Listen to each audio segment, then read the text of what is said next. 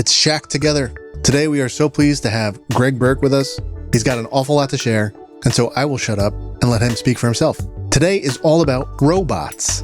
Astrobot, sure, but also an ingenious game authored by myself that tests the robo know-how, a phrase I just coined just now. Stories covered on today's episode include a new Dreamcast documentary produced by Shacknews. We hear a little bit about that before diving into Space Marine 2. It's quite popular. Warhammer 40k has its fans. It's not just Henry Cavill. Ace Attorney Investigations Collection, the review. Wild Bastards, the review. Spectre Divide, the review. Yars Rising, the review. Satisfactory, version 1.0, the review. All that before we, of course, move on to the latest from Apple and the latest from Sony, the PlayStation 5 Pro. We didn't forget. Lots to talk about. Thanks for being here. Let's kick it off. Here we go. I have a good cold open for this week. Okay. And it's about the Cleveland Browns. Okay, should I mute or? No, okay. It's fine. No, I just, I know neither of you guys are sports fans, but I think you can understand this. I think this topic transcends sports into just poor management in general. But I think it's kind of funny what happened to the Browns. Last week, I mentioned how football was here. It was the first week of the NFL. Mm-hmm. Donovan was all excited. His Ravens lost, by the way, in heartbreaking fashion. So that was pretty great. But on Sunday, the Cleveland Browns played the Dallas Cowboys. Now, you guys may not know football, but you guys know the Dallas Cowboys, right? It's like sure, one of the most famous franchises in sports. My nephew's favorite team. Whose? My nephew's favorite team. Oh, man. Doesn't he live in Southern California? Yeah, I don't know, man. I don't know football, so I don't get it either. But I was like, cool. I think he just just like the star. Yeah, that's fine. You know what I mean? Like, I get it. It's that's not uncommon for just random people throughout the world to like the Dallas Cowboys. Yeah. And the opposite is true of the Cleveland Browns. Like, you only like the Browns if you were born in like a few zip codes around Cleveland, which I am a recovering Browns fan. I no longer support them, and I'll explain why. About 3 years ago, they traded their quarterback, or they traded for a quarterback who had settled somewhere around like 30 to 60 sexual assault, sexual harassment cases in Texas. And not only did they sign this guy and trade for him and trade a bunch of picks for him, like a bunch of future draft picks, they guaranteed $230 million of his contract for like 5 years. So at the time, it was the highest per year salary for anyone in the NFL. It was the highest guaranteed contract in the history of the NFL. And it pissed off a lot of owners other than the Cleveland Browns because, A, the Cleveland Browns completely put morals on the side when they made this decision. And just the idea that this guy would be rewarded for that kind of behavior, right? That's kind of disgusting, right? Sure. So the Dallas Cowboys did what I think might be the funniest thing ever, and I think a lot of people are missing it. They didn't catch the humor, or it just kind of went over their heads. So the Dallas Cowboys have a quarterback named Dak Prescott. He's a very good player. He is very good in their community. He gives back. He's a good dude, right? And he and the Cowboys have been trying to negotiate an extension to his contract before the season. This had been a story in sports media all off season, basically from February to Sunday. And Jerry Jones, the owner of the Cowboys, who I don't normally like at all, he did something hilarious. He signed Dak Prescott to the largest contract in the history of the NFL, right? Sound familiar? Mm-hmm. And he guaranteed $231 million. It's over 4 years. Like, none that matters. That's over like 4 years, right? Or something like that, right? Yeah. But my point is, Greg, he outpaid Dak by $1 million compared to Deshaun Watson on the Browns. They announced this deal about 30 minutes before the game on Sunday. Mind you, they're in Cleveland playing the Browns. And then they go on to beat the ever-living shit out of the Browns. And they won by like 20 points or something. Nice. I think it was all intentional. I think Jerry Jones is that smart of a person that he kept the Dallas Cowboys in the discourse all summer long and then trolled the owner of the Cleveland Browns by signing that deal the day that they beat the shit out of the Cleveland Browns to open the season. Because, like I said, every owner was pissed because at the time, 230 guaranteed was like the highest guaranteed contract by like $70 million. So they had like jumped the market. And also this guy, Deshaun Watson, he didn't even want to come to Cleveland. He had already told them no, but the Browns had pissed off their starting quarterback by even engaging in these talks. So they were shit out of luck. I just think it's just so funny to watch them fail like this. Cause you know, I'm over on the Lions side of things now. By the way, the Lions won this week. And they don't have a quarterback that has sexually assaulted anyone. Yeah. Sorry, go ahead, Joe. Did you notice this, or is this, you know, like, did you pick up on something no one else has, or what's the situation? I think here? so. I don't think anyone said this. It's just something that I noticed. I was like, because like I reacted violently to the signing of Deshaun Watson years ago, and I said, I'm done. This is it. Like, I don't want to root for the Cleveland Browns as long as this owner is in place because he has no morals. He clearly doesn't care about the women of Northeast Ohio, all these sorts of, like, there's a lot of issues around signing someone like that. So like I have been probably more focused on that than the average NFL fan. But then, yeah, I think people were more just like, oh, they had to get it done before the season. No. They signed it on the day that they beat the ever-living shit out of the Cleveland Browns. There's no doubt in my mind that happened on purpose. And I think a lot of people ignored that fact or forgot that like a bunch of other owners were pissed when Deshaun Watson was signed by the Browns and traded. And it seems like a very petty thing, right? The $1 million, I know $1 million is a fuck ton of money, but like to a billionaire who owns the Cowboys, it's not. Right. That seems intentional. Yeah, it sounds like administrative poetry. Yeah. So someone on the sidelines, like obviously I live here in Northeast Ohio still, so I'm surrounded by Browns media. No one picked that up. I thought that was kind of interesting.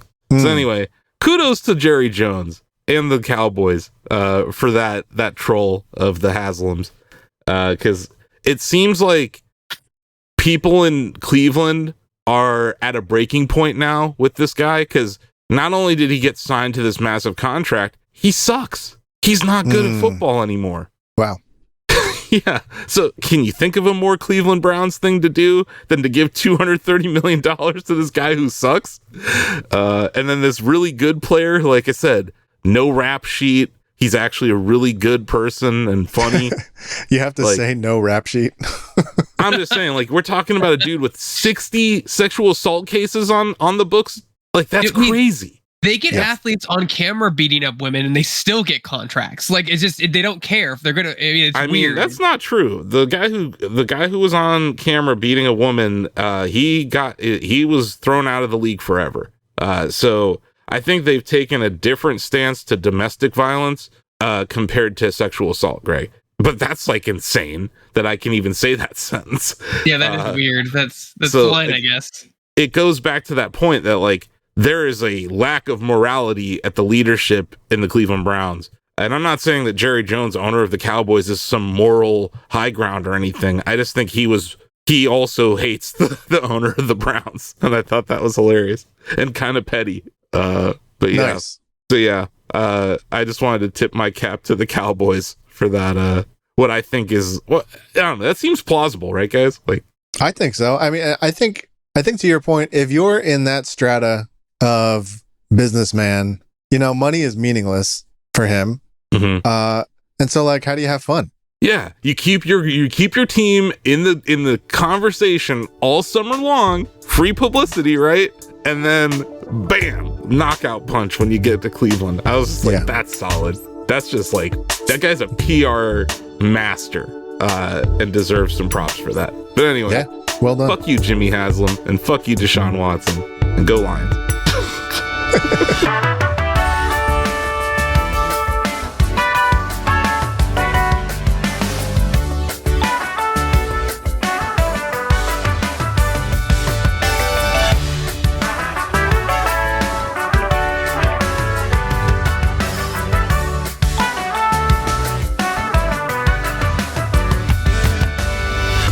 You're listening to Shack Together, a Shacknews video game podcast where if you're not together, you're a listener. I'm your host, Asif Khan, and today I'm not joined co-ghost?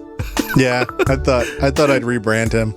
I'm joined by my co-ghost, John Benyamine. That's interesting. I like that. And then obviously our producer, Joe Stasio is here. Hello. And we're joined by video editor. Actually, I think it's head of video is his title at Shacknews. I apologize. Yeah. Greg has a new made-up title. Head of video, Greg Burke. Hey, Greg. Hey, howdy, hey. I love what you've done with the place. So many mannequins, and why are they headless? That's weird, but You know, I use those mannequin heads for VR headset storage. There you go. You've been to the office. You saw it. Yeah, I've seen my office.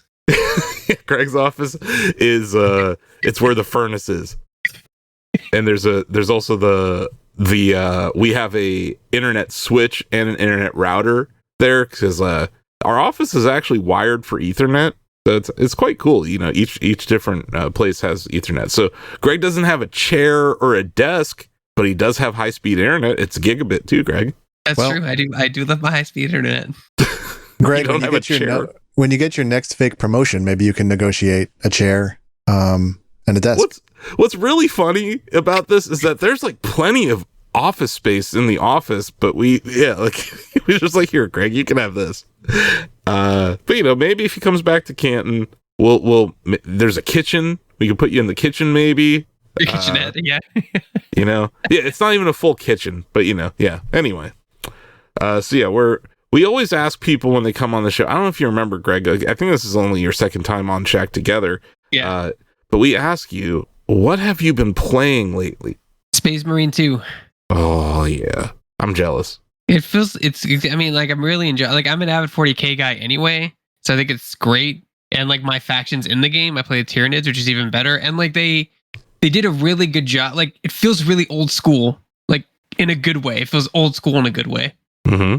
And it's ultra violent. It is, but you're destroying alien races and giant machines and the space, the Chaos Space Marines. When you rip their helmet off, they're full of nothing because the lore of the Thousand Suns is they don't actually have bodies, so all this mist just leaves the body. So it's not super violent. It's violent, but I'm not killing other people.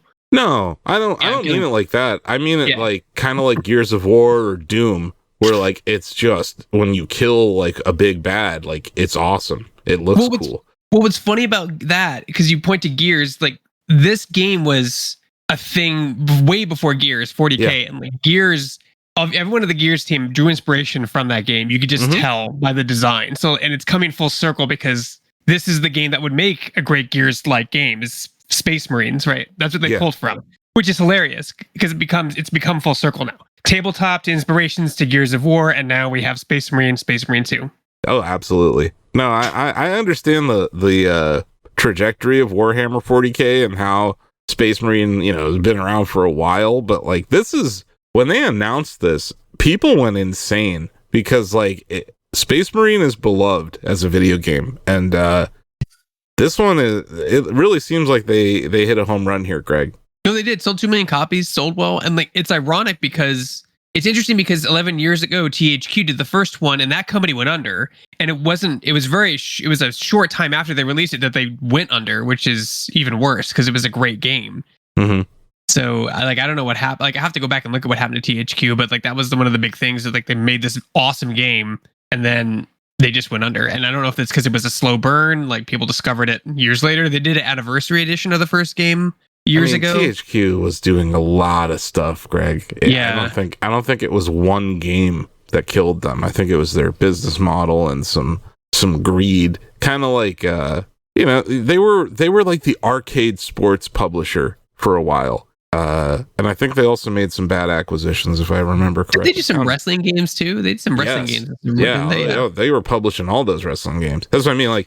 And it got they're like, oh wow, we did well with WWE Raw's War. Let's release one every year, right? And then that the whole Call of model, Duty approach. Yeah. The Maddenification of their games, I think, ruined a lot of what they were doing because they had some cool games that they were publishing, like Wayne Gretzky's 3D Hockey or whatever. But yeah, they're I don't know. I wouldn't blame their untimely death on a Warhammer game. Okay. But it's honestly one of the cooler things that they published during that time period. And so Saber Interactive got to take the reins here. And they did the fastest selling game they've ever sold, like the fastest selling game they've ever made as a developer, I believe. That's awesome. It's great. The PvP is even like phenomenal. Like it's so I haven't played a shooting game because it's a shooter that has no mini map. Like there is no mini map in the online. You have to like use your eyes and you have to like keep watching behind you. You don't stare at a mini map. Yeah, you just have to make sure you're not being flanked. You can use the environment, so like the right way to play some of these old school shooters is kind of to stay on the perimeter, right? And I think that's probably the case in Space Marine 2 as well. And grenades are pickups. Like you get one grenade, but like you have to go around the map and pick up ammo and grenades. Like if you use them, just very old school feel. Like it feels great. So it goes back to like that Quake and the Doom kind of feel. Yeah, which is awesome. So like you're telling me a game feels like Doom, Quake, and Gears? Man, sign me up. This sounds awesome. I have not. It has a grapple hook too, by the way. So oh my god! And it has a jetpack. It has a jetpack and a grappling. It hits all the boxes, but it doesn't have jump pads though. That's the only thing it doesn't have. You gave me you're telling me it has a hook shot or whatever, a grappling hook and a jetpack, and it's ultra violent. Come on. I already sold you on it. You've already sold it on. Like, and I edited your review, and I was like, man, I want to play this game, but I have like other stuff to do, so I haven't been able to play it yet, and I'm super jealous. But what platform are you playing it on? I know you bought it or you tried it out on 2 different platforms. Like, what are you playing it on? I'm playing it on Xbox because at the end of the day, like I say in my review, like I want to get out of my office. I need to get out of this chair. I need to get out of the computer room. And the only thing that prevents you from doing is playing PvP with your PC friends. Yeah, and I can now after playing the PvP last few nights for like only like an hour each night, but I get it because the auto aim, unless you have that on strong, you're getting wrecked. So like it was an aiming thing. Like they didn't. Yeah, so I get keyboard it now. And mouse. Keyboard and mouse versus controller, which has been an issue forever. I kind of like that they're like, look, we're not going to support this because it's just not fun for either party. So like when you're playing PvP, are most of your friends on PC? Like, are you playing on PC for that? I only play PvP solo if no one's on. If someone's on, we do operations mode, which is the co-op like mission thing with multiple difficulties, kind of like Diablo. They have multiple difficulties, and you level up your character. And in operations mode, you have like perks that do more damage or do some weird ability, which is kind of cool. There's like an RPG aspect to it, and they're coming out with a horde mode like in the next 6 months or something like that. So it just keeps getting more and more Gears like awesome, just more and more. Well, like I have an Xbox, Greg, and it's just sitting there. So maybe I'll buy it for Xbox whenever I do get around to it. I know that I have stuff I need to get done, so I am intentionally not installing that game yet. But everything that I saw in your review and heard in your review, I really recommend people go watch it on our YouTube channel, by the way. But I was completely sold. And then also your Tyranid collection, like your tabletop Tyranid collection that you showed off, that's crazy big, like the amount of stuff you have. Oh, it's years. I mean, I got into the game really hardcore in college, 3rd edition. We're in like 10th now, 10th edition. So that's a long. When did you start painting all of that stuff? That was the first minis I ever painted because I didn't want to get into the hobby because I was terrible at painting. Mm-hmm. And now I have like 5 cases of like half painted armies because I'm much better at it now. So that was the first thing I started to paint. Like I didn't know anything about techniques or brushes or anything. And I get this. I didn't even use YouTube to learn. Like I learned by talking to other people in the hobby. What a concept. Wait, there wasn't just a tutorial for you on the internet that was free? No, but I made one later. I made one years later. I made one on my own channel. Nice. Yeah. That's cool. Like I said, check out the review if you guys missed it. So is that basically all you've been playing? Has that encompassed your gaming time? Yeah, I mean, it's like an hour a night basically for the last couple days, and plus the review time, and that was it. That's all I've been able to play.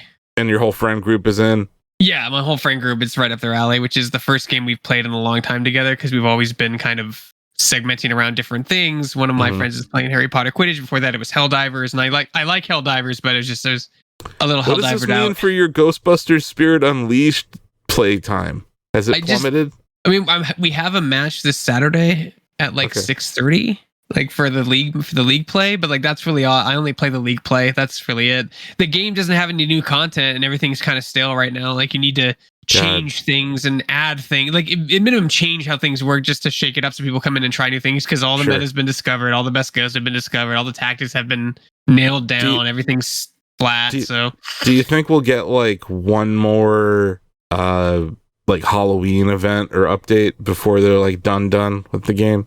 We're getting some cosmetic stuff over the next 4 months, and then they promised there's one more ghost that's coming. They did a vote on Twitter, so if you're fans of the real Ghostbusters, the cartoon, they're adding the boogeyman into the game, so it's a big deal. So that's like the last piece of DLC. Oh, Kendrick Lamar is going to be in Ghostbusters? Sorry.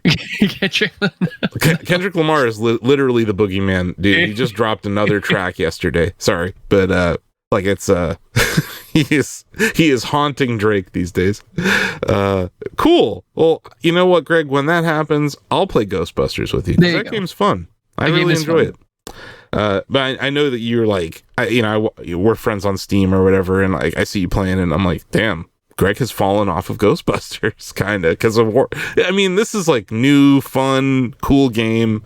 Obviously going to be supported for a while. You mentioned we're going to get Horde mode in like 6 months. I love Horde mode, by the way. So everything you're saying is just like, this is going to be on my game of the year list. Like, just, I can tell you that right now. Oh, it's going to win best headshot.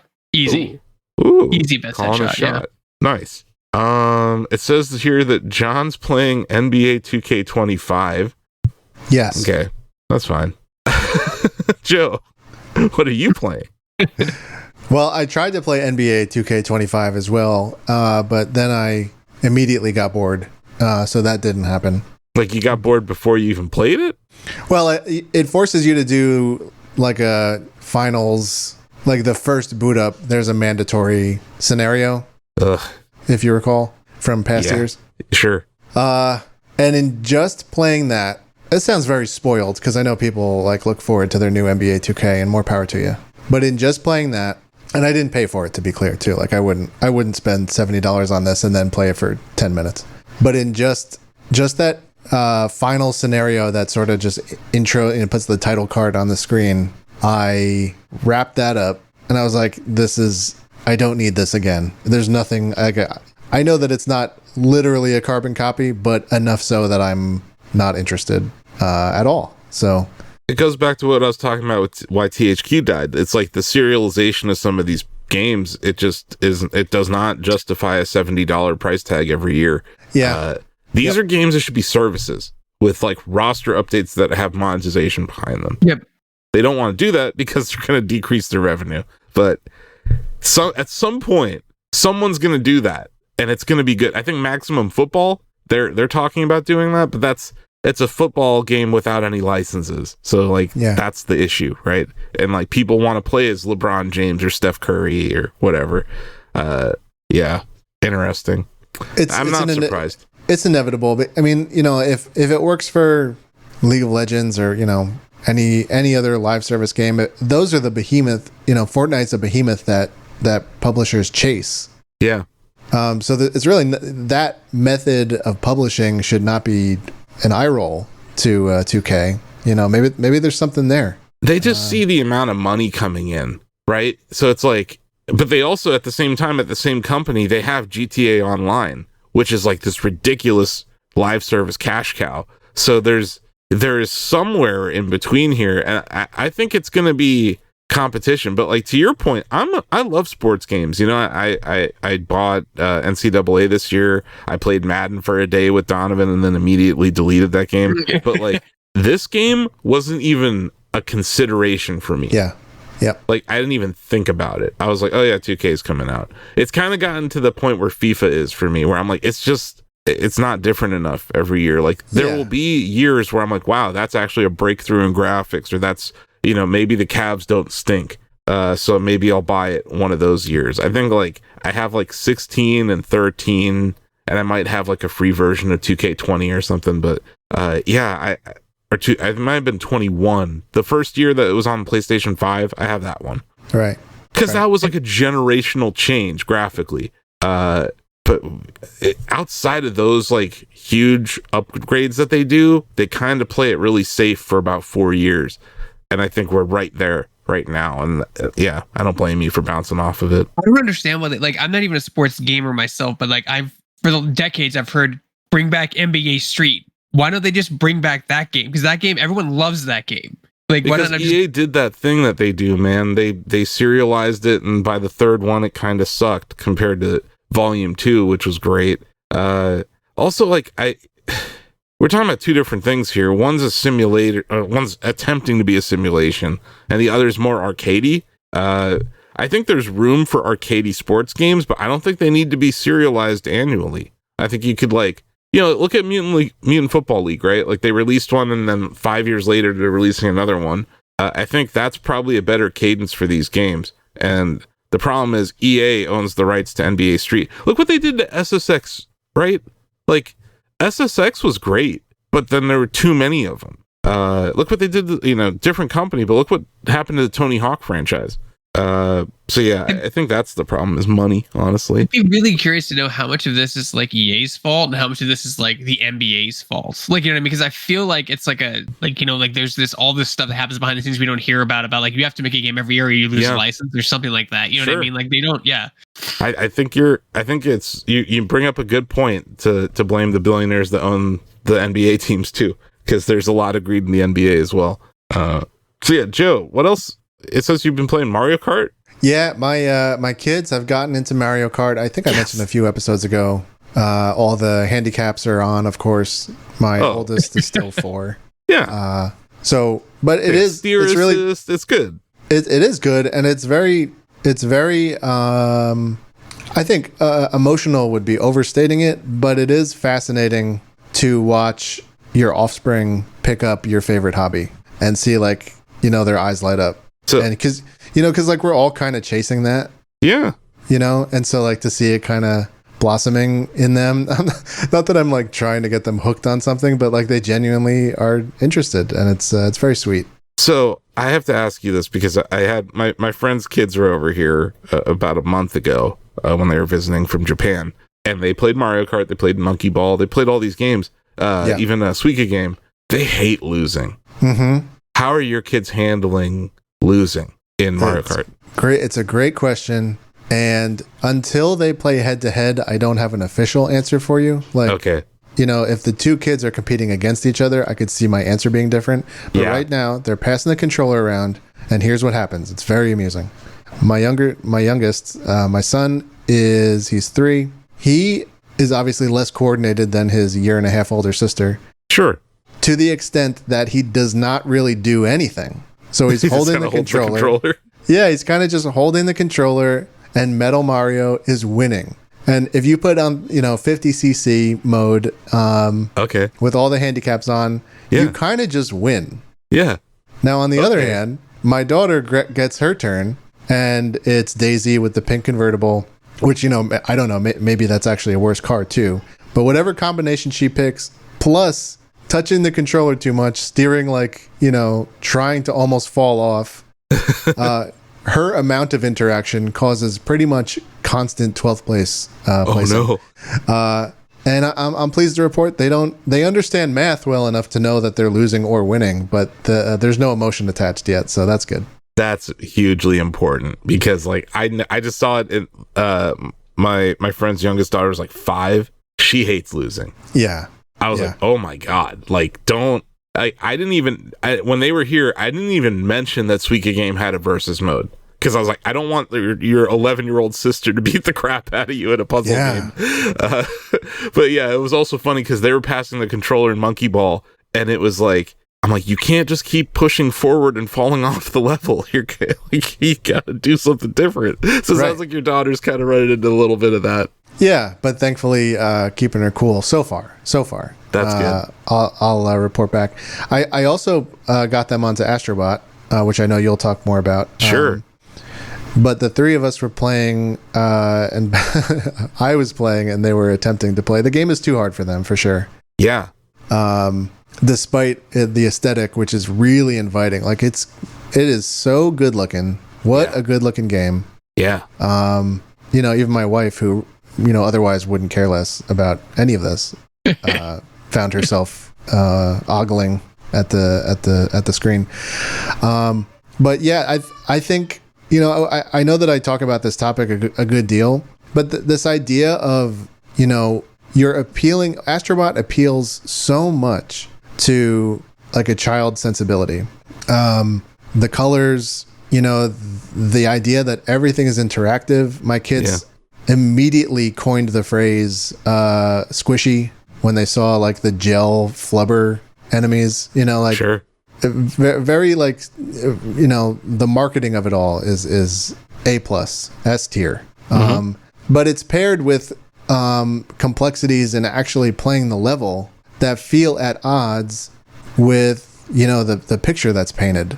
And for me, it's great. Like, not that I'm some gaming savant, but for an adult, it's totally, it's almost too easy, right? But the fact that it appeals so brilliantly to my kids, and yet they can't really play it, feels like a small miss in an otherwise like really, incredible achievement. You know what it needs? And look, needs the hat mode. I was going to say it needs Tanuki, the white Tanuki equivalent. In the 3D Mario games where you have like, okay, you've died 3 times. Here's a white Tanuki feather. Right. Exactly. Or, yes. tail. Some mode, maybe we just didn't hit it yet. I don't know. But like, it's a one-hit kill too, the game. I will say this though. It is extremely liberal with the checkpoints. Oh, sure. But they can't do anything. No, I understand. Like, honestly, your kids are probably a year or two too young. No, they are. Because they're not playing Mario Odyssey either. No. It's not really. It's not a condemnation of the game at all. And as in, like, there's really no solution here. I think Cappy in Odyssey is like a decent solution. But just I would just in this landscape of gaming is for everyone, old people and babies. It does feel like a miss where it's such a win. My kids were so immediately in when Astrobot hit the screen, and yet they couldn't interact. It was too hard. There's some opportunity there. That's all. Yeah. So yeah, I'll go ahead. What have you been playing? So I've also been playing Astrobot. I'd like to talk about it here. I think it's great. It got a 10 out of 10 at Shacknews. I don't disagree with that. I've seen a lot of people comparing it to Mario 3D games. Sunshine, right? That's the big one that people to point to. They straight up stole Flood. Like, it's Flood. They stole the jetpack from Mario Sunshine. The whole gameplay, the one unifying gameplay mechanic in that game is straight up stolen from a GameCube era Nintendo game. So, like, can we pump the brakes on acting like this is some sort of huge moment in 3D platforming? It's not. It's a great game, but it's not. It steals so much from the past and repackages it in a very good package. So, like, there are elements of it that are awesome. Like, on the ice cream level, the sprinkles, like that level of detail that you can interact with, like, little literal sprinkles on the ground, and you can, like, throw them around and stuff. You can spin into them. Like, the tech in this game is outstanding. Yep. But then, like, I get to one of the first bosses, and I'm like, this is Andros from Star Fox. Like, it was Andros. You even had to hurt him in the eye. It was a giant monkey who you had to hit in the eye. I'm like, that's the last level in Star Fox 64. That's the last level in Star Fox for SNES. Well, you're at that point now where these kids grew up playing those games. They're now adults. And they're taking inspiration from it. I think it's fine to take inspiration from it. I think where the games media does a disservice to everyone is with its recency bias and ignoring, 40 years of platforming development history where other stuff has gone on. Like, I am not taking away from this game at all. I'm just saying that it is definitely heavily influenced by the past. And there's like little things in it where I'm like, wow, that's straight up from a Nintendo game.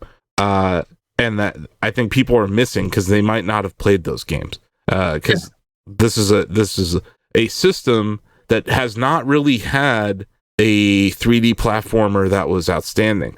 What I would compare this to, instead of a Mario Odyssey, I think this is like Kirby and the Forgotten Land. I think it's very much like that game, and I loved Kirby and the Forgotten Land. But why I say that is like, you know how each level in Astrobot or each world or whatever, there's like a different gameplay mechanic that's introduced. Yeah. That's almost identical to Kirby and the Forgotten Land, except you had agency in Kirby. Like if you wanted to be the Ice Skater Kirby, you could be the Ice Skater Kirby, even if it's not the right one for that level kind of thing. But then the level would present you with like, here's the Viking Kirby or the Sword Fighter Kirby. Like it gives you the right power up when you need it. And Astrobot does that in spades. And it's cool how it creates this variety of gameplay as a result. But yeah, it loses something for me where it's like Cappy is such a good mechanic that it carries the game. Like, yeah, there's other stuff that you can do in Mario Odyssey, but Cappy is such a transformative power-up that it like you didn't need a gimmick every level. It was like this transcendent kind of gimmick. And I think Nintendo's really good at doing stuff like that in Mario games. I asked myself while playing it, I'm like, okay, what's Nintendo's response to this? Because the other thing that I noticed in Astrobot that people seem to just be okay with, which is fine because I think people are used to this, it's a hub world based thing, right? Like you're in a little spaceship that you don't really get to fly, which is annoying. But it's a hub world. And I think about the last Mario game we had, which is Bowser's Fury. I consider that a game. That was an open world. To that?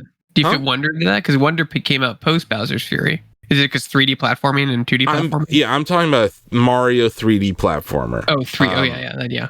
But yeah, I guess you're right that like Wonder is kind of similar to Astrobot in that these Wonder effects were basically once a game kind of things. So it's not that I dislike. The boot in Mario, it was only featured in like one level. So like there's stuff like that. But I don't know, man. I need to play more of it. I have had to stop playing it, but I made it into some of I got through like the Gorilla Nebula or whatever. I'm in the second one. I found some secret stuff. I do like just from like a branding standpoint, like I think the fan service in the game is outstanding. I do want to like point out that the music in this game is also just fabulous. It's like some of the best songs that we'll hear all year in video gaming. I disagree. I keep hearing that point. I feel like I have to speak my truth, and like it sounds fine. I don't like the theme song? It's fine. It's fine. What? It's not working for me. I don't know. Wow. Really? I'm not saying that I'm like, oh my goodness, turn the volume down. I just mean, I'm not humming anything. I'm not finding it quite as sticky as the popular opinion in states. Did you get to the talking and singing tree? No, I haven't. No. Talk to me after that. Okay. Because that level is awesome. I don't know. It's not really that big of a spoiler, but like he sings about the world as it's like he sings about what you're doing on the world as it happens. He's like rapping about like what's going on around you. I don't know. Well, that sounds pretty cool. I haven't seen that. The singing tree, Joe, was a moment for me where I was like, oh, that's kind of like the Deku tree, except he can sing. You know what I mean? Like there's all these moments where I'm like, okay, I can find like a Nintendo equivalent, but oh, that's cute. You know what I mean? So I feel like to your point, Austin, what you're saying is that this is a lot of people's first 3D platform with like a mascotty platformer, right? Like, yeah. And they've never played Sunshine. They never played these older games. And that's I think that's where you're seeing like in the reporting specifically these young journalists or some maybe never played those games, so they think it's revolutionary, but it's like no, they did this 20 years ago, and you have to point to them that's where we come in. Hold on a second, actually, Flood was a mechanic. And like for a long time, I still actually I don't know, maybe Mario Galaxy 2 is my favorite 3D Mario, but like I really love Sunshine, and so I inherently like the core gameplay of Astrobot because I love jetpacks, right? And Astrobot's it's got some good gameplay in it. And to your point, Joe, it is challenging. It's not easy, and they mitigate that with the checkpoint system. But to your point, the one-hit kill, that's an interesting choice. It really is. Yeah. That's not something you see in 3D Marios these days. At least not always. Like there may be like, oh, you fall in the lava, that's one hit, one kill. But usually you have like 3 hits before you're dead in a Mario game. So I do think that's pretty punishing. And maybe that could be something that they could have offered like an easier mode. Because to your point, this game appeals to kids. and kids struggle playing it. So it's like, there you go. Something was missed there. I agree with that. But yeah, like everyone trying to compare it to Mario. No, it's go play Kirby in the Forgotten Land. It's very similar to that. And I don't mean that in a bad way at all. I mean that in a good way. I love Kirby in the Forgotten Land. Also, on the, you've opened the door to some criticism of Astrobot. So I'm going to just push the door open just a little bit more. Figure-headed. Sony wishes this is a Mario 3D Mario Odyssey. I mean, there's no comparison. Yeah, there's no comparison. They want it there to be. Yeah. I mean, this is great. This is great. I'm just saying, come on, it's not the same. But what I will say, congratulations, Sony. You have a mascot for your PlayStation brand. Yeah, that's true. That's good. Good for them. And about damn time. You know what I mean? Like, I'm glad they realized this because, like, I really liked Astrobot Rescue Mission for PSVR. I thought it was adorable and fun. And then even Astrobot's Playroom, the launch title for PS5, I thought was, cute. The thing about the whole thing, the whole game that I hate, I don't like the DualSense. That is not my controller. Yeah. So I play this game, and TJ mentioned in his review, and I'm glad he checked on it. I play this game exclusively with the BFG, the Vitrix BFG third-party controller, and it works well. They replaced the tilt controls with like the left analog, so that it's fine. But yeah, like I don't like how it's a personal choice, but like the way that it celebrates the DualSense is like I'm like I don't want to celebrate the DualSense. I don't like it at all. But yeah, outside of that, I have enjoyed the game. I disagree with your take on the music. The same level. So like, here's what I want to talk to you after you play the tree level, Joe, because before you get to the tree, there's this cow, and you can just sit on top of the cow and snuggle with it. I did that for like 20 minutes and just listened to this really chill music while it happened. So like, I don't know. I think a game where I can just do that, there's something special about it. Like there are these details in this game that are really beautiful. For sure. And I think that, we're not talking, I didn't say anything negative about the art. The art in this game is outstanding. Yep. And the tech that they're using is really impressive. The fluid tech, or the squishy tech that your kids were talking about. Those are things that they are doing with their hardware and their engine that you can't do on Nintendo Switch right now, and or you can't do it to the level of detail that they're doing it in. So that's where they can say this is better than any Mario 3D game in that respect. But the thing that Nintendo has gotten right for a while now is that it's not about the tech, it's about making a fun video game. And I think Astrobot is a fun video game, but it's going to be interesting to see how this franchise evolves now. I haven't beaten the entire game yet either, but I am impressed. I think it's solid, and Team Asobi is one of the better teams that Sony has. So I hope they keep them around and don't act too hastily. But like, congratulations, Sony. You have a cute mascot for your PlayStation brand now. Use him or it. Give us a few more too. Yeah. This system should have more than one Astrobot. This system should have Astrobot 2. Like, yes, absolutely. People are screaming Ratchet and Clank, but the guns ruin it. That's for me. A non-starter for a lot of parents. Yeah, because it is violent. Even if it is robots that you're attacking and stuff, it's still violent. It's still guns. And yeah, like I think Nintendo with Splatoon has kind of entered it a very interesting place where it's like, yeah, it's guns, but it's like still kid friendly. Ratchet and Clank is violent. There's explosions and I don't know if anyone dies in it, but yeah. I feel like you get lost too with like the other mascot. Like there's like Sly Cooper and Jack and Daxter. You start getting confused with all the furry mascots. There's a lot of them on the PlayStation. Crash, yeah, like all these like humanoid furry people. For a while, Crash Bandicoot was like the closest thing they had to a PlayStation mascot. Yeah, it was. There was in all the commercials too. Yeah, it was their big seller. But like even Crash was like, not violent, but like, a little edgier, right? It was like more like a Sonic than a Mario. But like I said, I overall I am I really, really like Astrobot. And yeah, congratulations to Sony. So, you know, we got the news last week that Balatro was coming to mobile, and I was like, you know what? I'm going to fire up Balatro on my Switch. 3 hours later,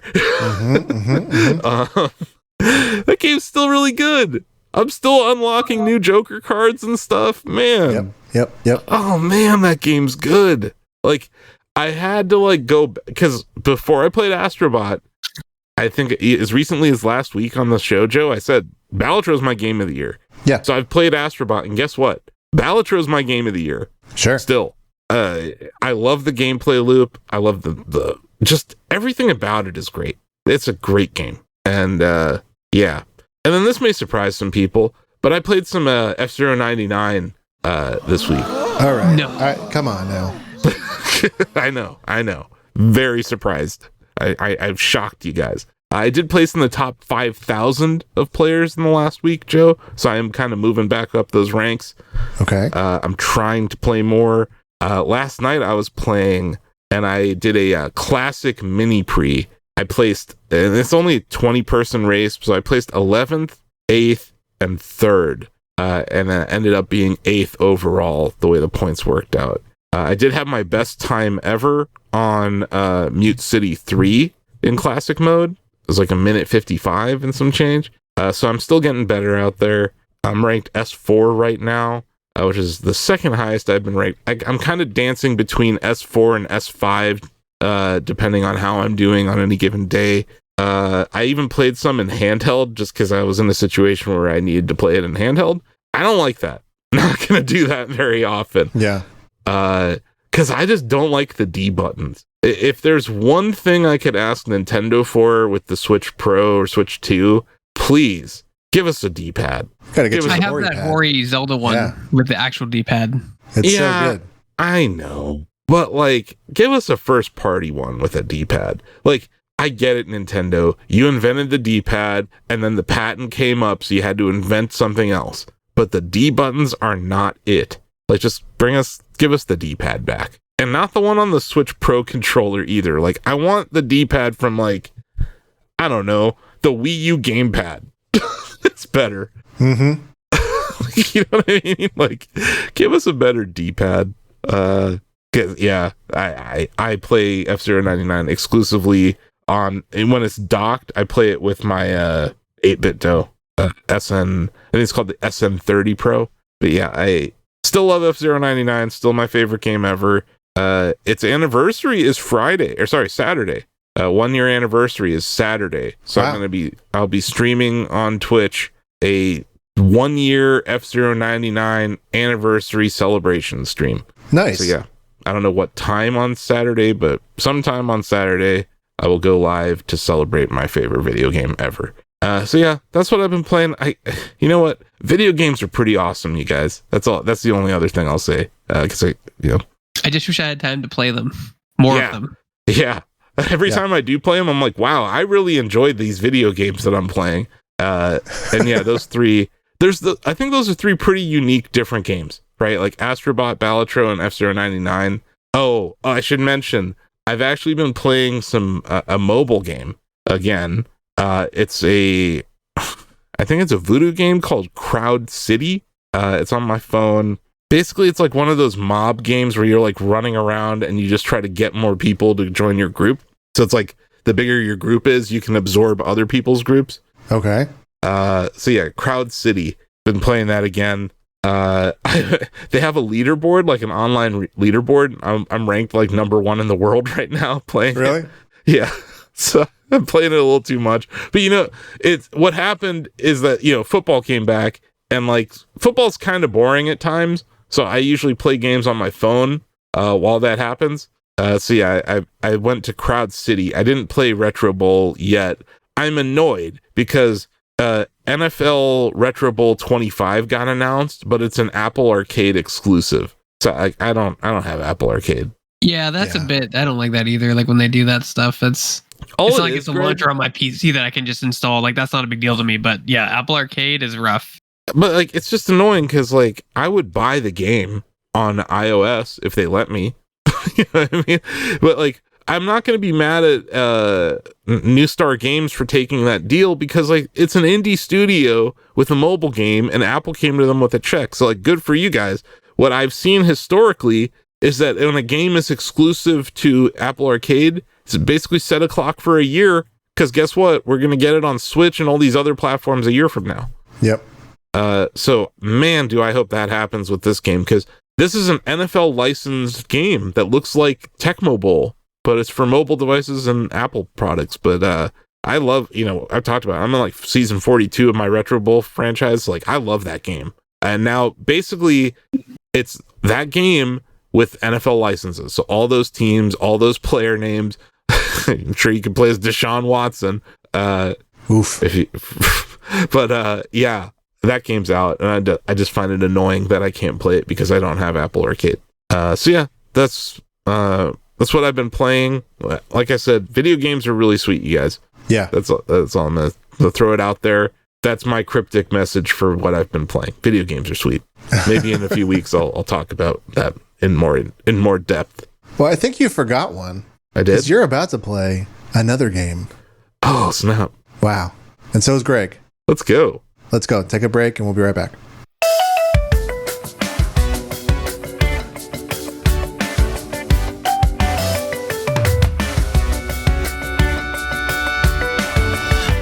Okay, everyone. Welcome to Name That Robot. Oh, yeah. Oh, God. Name That Robot. Today's game is very, very, very apropos. We're talking a lot about Astrobot. We're talking a lot about generative AI, probably at the end of the show, because it tends to come up. Another bot, if you will. And so I've got bots on the brain. Sure. In the spirit of this, I have a little game where I will give you some descriptive text, a sentence or two. You will determine what video game I'm describing, but I don't want you to say the video game. I want you to tell me the prominent robot figure from that game. In some cases, there's more than one. And if I don't have the particular robot you're naming listed, allow me some time to research, or maybe I know it off the top of my head. But anyway, does it's that like make the game sense? where you played the cancel game last time, the games that died before went offline. I liked that game. I played that game. That was fun. Nice. I'm actually blanking because I do this so much. No, you were giving Donovan and it was like how many months did the game last for? And before it got shut down last week. Yeah, last week's episode. Of course. Yeah. Actually, I listen and I send TJ comments via email because that's what he asked for. So nice. Oh no. Oh no. It's they're working. All good. They're happy. They're good comments. That's nice. Guys, we're gonna buzz in with your names. So okay, Asif, Greg, you're gonna say Asif. Greg. Yeah. Right, I sorry, actually have a buzzer I can hit on the. All right. Were you at episode 31 now? Yeah. All right, here we go. Yep. Okay, here we go. Remember, I'm going to describe a game. You tell me the prominent robot from that game. Naming the video game will not net you a point. Here we go. Okay, so it doesn't matter if we know the video game title. It's just the robot in the robot in the title. Okay. Mm-hmm. And then we have to chime in. We have to buzz in with our name, Greg. Okay. That's right. Again, looking for the most prominent robot from the game. Here we go. Mm-hmm. This first-person puzzle platformer has players use a handheld device to solve increasingly complex challenges. Mm-hmm. Greg. Yep. Gladys. Well done. Yeah. Gladys, of course, from the Portal series. Which Portal game were you talking about? I was in the 2 headspace. Okay. But I think either would work. It's fine. I was going to say it, but it's fine. I'm going to turn my headphones up so I don't miss anyone buzzing in. Here we go. A first-person shooter with RPG elements set in a sci-fi Western world. Mm-hmm. Claptrap. Well done. Nicely done. Nicely done. Thank you. An RPG set in the Star Wars universe thousands of years before the films, where players' choices affect their alignment with the light or dark side of the Force. Oh, God damn it. I know of the person you're talking about, but I don't remember his name. God. Or their name. Its name. Closest answer will win. Awesome. Greg, IG72. No, I buzzed in first. Asif did buzz in. It's the robot from Kodor, but I can't remember his name. It's like H something. This is okay. Let's see, Greg. You get one chance, I guess, to get it correct. Otherwise, I just want to say H1N1, but that's not correct. I want to say it's like swine flu. I know. I'll say IG84 because that's all I can think of right now. It's H something. Asif buzzed in with H something, and Greg says IG74, or I think, or he also something. said swine flu. Whatever. I said I want to say, but that wasn't the right one. Yes, the correct answer is HK47. So H something gets the point. Asif gets the point. Well done. I knew it was a number. I got half of it. H something. Yeah. H something. I got credit for H something. This game rules. Okay. Action platformers featuring a robot battling through levels and defeating robot masters to acquire their powers. Greg. Greg? Mega Man in the US, but Rockman in Japan. Wow. I will accept Mega Man. Well done. Well, I accept Rockman too, though. Yeah, I mean, like, I don't know how where you go with that, man. Sure. You could be like, I'm sorry, we're looking for the Japanese answer. Dr. Wily was a fan of rock music. Here we go. A sci-fi RPG series where players command a spaceship crew on a galaxy-saving mission featuring deep storytelling and impactful player choices. Oh, Greg. Edie. That's good. I'll take it. I have here listed another robot. Asif, I'll give you a chance to also get a point because there are several options here. Oh, I know that one too. I can steal. You can't get 2 points. Can't get 2 points. That's crazy. I don't know. The garbage can looking robot from Mass Effect. Incorrect. Whatever. I would like to steal. I'd like to steal, Joe. You can't. You already won. You could steal for fun if you want. Legion. Yes. Great. Good job. Was that Mass Effect? Yeah. It was Mass Effect. What's the garbage? What garbage can? I don't know. I just made it up. I have no idea. Star Wars. Mass Effect is kind of not the... I don't know. I was playing Gears when that game was popular. A team-based multiplayer first-person shooter with a diverse cast of heroes where players work together in objective-based matches. Asif. It's Overwatch. You're talking about Overwatch. 5. Who's the fucking 4. Is it Diva? 3, 2. No. Incorrect. No. I don't know. It's a robot in Overwatch. Greg, do you want a chance? Can I describe him? Like, does that work, or do I have to have the name? No, I need the name. He turns into a tank. I know that he's like a gun. He turns into like a tank gun. Yeah, 5, I don't remember. I don't 4. remember his name. Okay. First of all, I'll give you the answer. But first of all, can you imagine if I accepted descriptions like he's metal? That would be every answer. You know, he's a robot. He turns into a gun is kind of like... No, you're right. I like the robot from Overwatch as my answer, though. That was pretty good. No one gets a point. The correct answer is Bastion. Oh, that's right, Bastion. That's right, yeah. I don't know. Hey. I was in the right game, but yeah, could not remember their name to save my life. On to the next one. It's okay. Ugh. A classic JRPG about adventurers traveling through time to prevent a global catastrophe. Greg. Robot. Ding, ding, His ding. name is literally Robot. I think it also goes by Robo, but yes. Oh, Robo? Okay. Final Fantasy? It's Chrono Trigger. Chrono Trigger. Okay. I know. Judges? I'll take it. That's fine. A post-apocalyptic RPG set in a nuclear wasteland where players emerge from a vault to explore a vast open world and impact various factions. This is the 4th installment of this series. Greg? Okay, there are like several robots. Should I just list them all and hope I hit one? No. I'm looking for a prominent robot. 5, 4, 3, 2, 1. Yeah, I don't. There's too many robots. Name one. iBot. No, I have to look that up. iBot, he says? Yeah, there's iBot. There's also Assaultron. There's also Mr. Handy. Okay, I accept iBot. Well done. I was but the one that came to mind first in my limited time with Fallout 4 was Nick Valentine. Oh.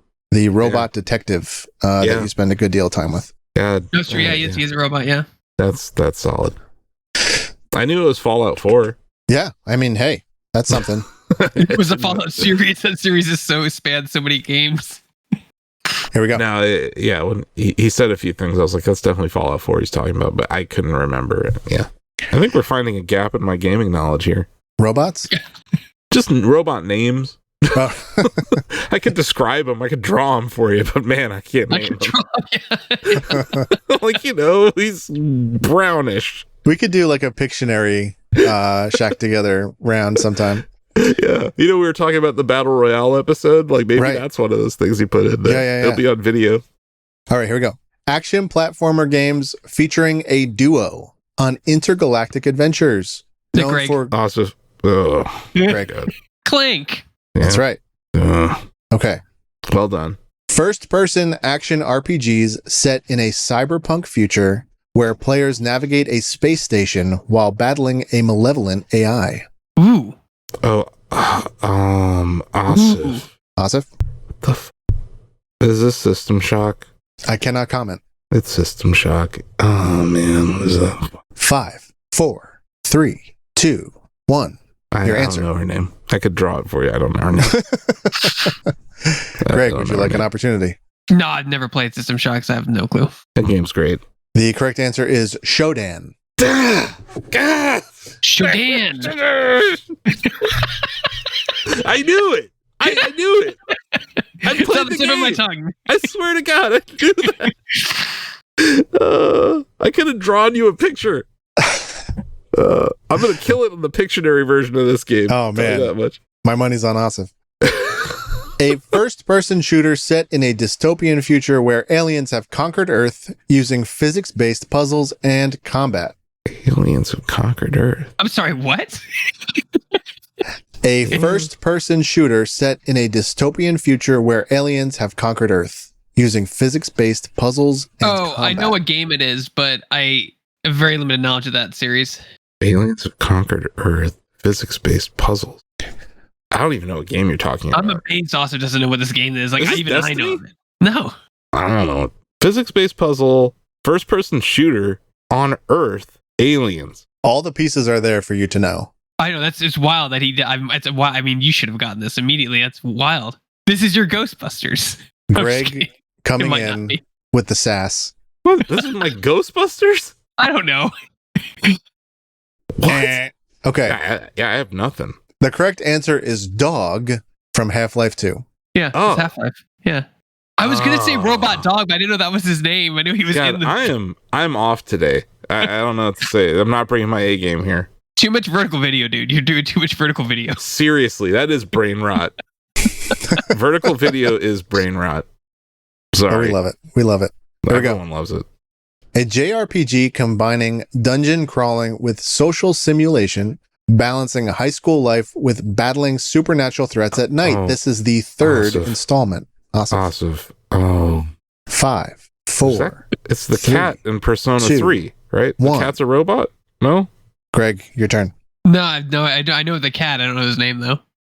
Cat on Okay, fellas. I believe the cat is from Persona 5. The cat's not in Persona 3. My bad. I'm looking for Aegis, this is very topical as the Oh. DLC was just either released or announced. Yeah. I don't Oh, remember. interesting. It just came out like last week. There you go. I edited an article about that a week ago. Ah, man. Dang. I Here we am go. not bringing my A game. Guys, there's still opportunity. Greg is ahead, but Yeah. there is plenty of room. Also, Oh, for no, you he's kind of to- kicking my ass, though. 6-2. Let's go. Yeah. An action RPG in a post-apocalyptic world where androids fight machine life forms, known for unique storytelling and philosophical themes. What? Are Yeah, can you you say reading that this off again? Wikipedia? Can you say An that action again? RPG in a Action. post-apocalyptic world where Okay. androids fight machine life forms, known for unique storytelling and philosophical themes. Is it an indie game? No. I don't know. I don't know either. This franchise was brought to prominence by Yoko Taro. Now I'm ad-libbing. I still don't know. I still don't know either. The game released in 2017, I think, to much acclaim. It does not help. I can't remember what I did Published- last week. Let alone 2017. Published by Square Enix. Again. A game that was released in 2017, published by Square Enix, that features androids fighting The Okay, game if this famously, is a cyborg, I'm gonna call you out on it. So oh really?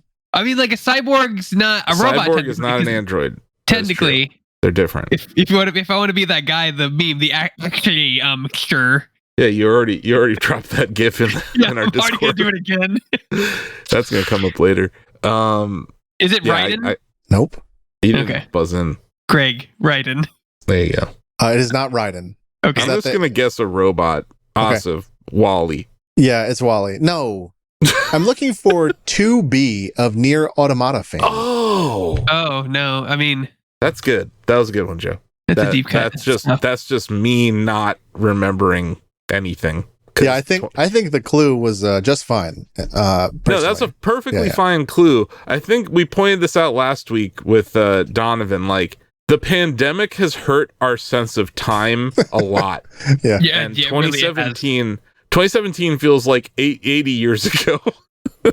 And it's not your fault. That was a fine clue. I told you, I'm not bringing my A game today. I don't know. I feel bad for the folks at home. No. It's all. Working from home even amplifies that worse, like 10 times. Sure. So for sure. Yep. All right, we can still pull this out. Here we go. Games featuring a tiny robot helping around the house and solving problems, combining Asif. Chibi Robo. There you go. Yes, Chibi. He's back. Chibi. I love Chibi Robo. An action-adventure game set in the Star Wars universe, controlling a young Padawan using force powers and lightsaber combat. Asif. Mm-hmm. It's the stupid robot in the Star Wars Jedi games. 5, 4, 3. BD. Is it BD 7? I don't know. Greg, would you like to offer a... I'm the same with that. I knew it was BD something. I'll say BD 16. The correct answer is BD1, which is Asif was 6 numbers away for. Closer, yep. Point to Asif. Well done. BD1? Really? Yeah, that's a stupid name. That's dumb. That's a bad game. I think the fact that you remembered most of it is actually pretty surprising, and they did something right. Yeah, I also just have pretty solid Star Wars knowledge. Yeah, that's fair. We've tested that knowledge. Here we go. Mm-hmm. Still anyone's game. I have 5 left. Okay. A 3D fighting game series with a large character roster, known for complex storylines involving a specific family and a major tournament. Greg? I will say, because there's more than one, should I just keep naming them and hope I hit it? No.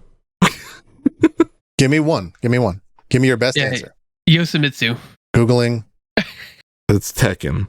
While he's Googling, I'm going to chime in. Asif, the robot from Tekken. The robot from... It was either Tekken or Mortal Kombat. That was the thing. So it's definitely Tekken. Tekken. It's definitely Tekken. Unless it's Virtua Fighter by some weird... That is incorrect according to my, hasty research here. He's like a demon, right? He's not necessarily a robot. He became that's the thing. He became a robot later on. Like, that's the weird thing. So, like... Is that true? Because then you get a point. If that's true. I don't know about that. Somebody will correct me if I'm wrong in the comments. Maybe TJ will be like, nope. That's TJ. Okay, so of course, because Google is garbage now, the first result is a Reddit thread. What is Yoshimitsu? Human, insect, alien? Yeah, I'm there too. Of course, because Google is ruining itself. Different Yoshis in Tekken would negate the... He said complex storyline, so this makes this is spot on for franchise. He's a ninja. That's all you need to know. I don't think he's a robot. I think the closest asking for. Yeah, the closest answer I can find is that he is maybe an alien. And there's some debate. Okay. No point to anyone. Unfortunately, the answer I had listed was Jack. Yep. But from also, Jack. But Jack's like... He's a cyborg. Yeah, he's cyborg. That's okay. Nobody won anything. It's fine. Nobody won. Yep. There's no debate. No one won. Moving on. Still anyone's game. No, just real quick. Yeah. I went to the Tekken Wiki. Yep. They said Elisa, Jack, Prototype Jack, Combat, Nancy, Super Combat DX, and Type J are all robots. That's according to the Tekken Wiki. There you go. Anyway. Not Yoshimitsu. No. A post-apocalyptic RPG set in the Mojave Wasteland, navigating factions, mutants, and moral choices while uncovering mysteries. Oh. how many of these have been post-apocalyptic games set in the I mean, can I just start naming robots again? No. Joe, Greg, floor is yours. I mean, Mr. Handy is like one that's in there. You're probably looking for a specific character robot though, right? Yeah, that's the whole point of the game. Yeah. Yeah, I don't remember the name of it. I know which one you're talking. Securitron. That's my temp answer. The Securitron. All right, Mr. Handy is in Fallout New Vegas. You get the point. What was the Yeah. answer? That was it. I had Victor listed, but I anticipated having to search because these games have quite a few. That's expected. Asif, you still have one shot. You need to pull this out right now. Here we go. An iconic JRPG following rebels fighting an evil megacorporation. Greg. Greg? Kate Sith. There you go. Jesus. I was like, I'm terrible at JPGs except for that one. That's the only JRPG I know in and out. Yeah, no. Yeah. All right, well, these two are for fun. Oh, man. A visual novel series combining murder mystery and courtroom drama, where players investigate crimes and participate in class trials. I got nothing. No, nothing either. Okay, I'm looking for Monokuma, the black and white bear from Danganronpa. Yeah. Yeah. what okay. Joe said. I know that game series is good. I know that you actually like the game series quite a bit too, but that's a hole in my gaming knowledge for sure. Yeah, those are fun. I've only played the first one, but they're solid. I enjoyed it. Yep. This one, let's see. A first-person shooter featuring on-foot combat and piloting giant mechs with a campaign focusing on the bond between a pilot and his machine. Asif. Yep. I don't know, the robot that dies in Titanfall or whatever, your robot dog, whatever the hell it's called. Greg? I think they're just called Titans, right? That's looking for BT from Titanfall 2, a specific... BT. That's a great specific game. I get it. Well, I want to congratulate Greg on his victory. How much did he win by? 8-4. Damn. Well done, Greg. Too many birds. Well done, Greg. No, I just, I don't know. It's that Tiger Woods excuse. I just didn't bring my A game today. I don't know what else to say. I just didn't bring my A game. Also, no Rob the Robot, no Jack from Gears. I had Rob, but I didn't have a clue that I felt satisfied with. So. You didn't know how to describe Gyromite? There you go. A Nintendo peripheral that didn't work. How dare you? This guy didn't work. They had one at PAX. $400 in my is what house. they're asking, yeah. I have one in my house, and he's holding a little Rob amiibo. On brand. Definitely on brand. But yeah, I don't know. It could have been Rob 64 from Star Fox. Nope. Didn't get Rob from... Oh, that's a good one, right? Rob 64 from Star Fox. Yeah, I don't know. It's fine. But damn. Well done, Greg. Well done, Greg. I did it. And that's it. Good game there, Joe, even though I got my ass handed to me. See, I came into this one saying we got a clean playing field here. I didn't pull my usual antics this week. I will say, you keep switching up the gameplay for me. So obviously I'm the constant here week to week, but last week we didn't have to chime in, Greg. So my buzzer was a little rusty this week because I would have that first one that you got, I had. But yeah. Hey, I'm glad that I got both the Star Wars robot questions though. H something will live in infamy. That's my gap is Star Wars knowledge. I'm not knowledgeable on Star Wars. H something is my best answer in the history of the podcast by far. So I feel like that was a moral victory for my team and all the fans at home. Very good. But I still apologize to my family for my performance today. Well, let's move on to story time so that you can make good on what you're best at. Yeah, I'm sure. With all of this gaming and tech news, I'm sure I'll win everyone back.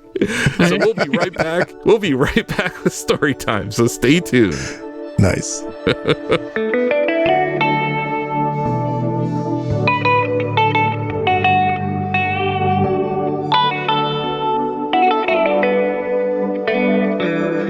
Welcome to Storytime. Let's dive into the latest stories from the past week. We're going to start with good stories and get progressively worse.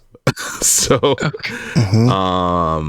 909 on Monday was a big anniversary, Dreamcast 25th anniversary. And to celebrate it at Shacknews, Greg, you helped produce, you actually edited and did the voiceover for Dreamcast 25 Years of Thinking, our documentary that's on our social media platforms as well as YouTube, right? Yeah, I did. And God bless David. He was so organized. It made it very, very easy. Mm-hmm. Yeah, and I think this video is going to be a format that we're going to come back to. Because, like, I don't know, Joe, do you remember, like, the I Love the 80s shows on VH1? Sure. It's like that. Like, this video is like that, but for Dreamcast. And it's basically Greg, TJ, and I were interviewed by David. And then David also provided, like, his own script for Greg. But yeah, it's great. Highly recommend folks watch it. It's on Facebook, it's on Twitter, and it's on YouTube. 25 years of thinking, because the Dreamcast, in my opinion, it's the GOAT. It's like one of the best. It's one of the best consoles ever made, if not the best. It's one of the things that, like, it proves you can be like ahead of the curve and not win something. Yeah, I think too. Like, you could just be, you just didn't. There was no reason that console should have failed. Like, on paper. We kind of danced around it a little bit on the documentary, but piracy had a lot to do with its failure. Because there was that disc that came out. You could burn a CDR that would let you launch ISOs of games. And yeah, but you could do that on the PlayStation 2 too, right? Or PlayStation 2. I remember you could. Yeah. Yeah, but this game, you have to remember, this console existed between the PS1 and the PS2. Yeah. So it was this era where it was the only game in town, and then people hacked it, and sales fell.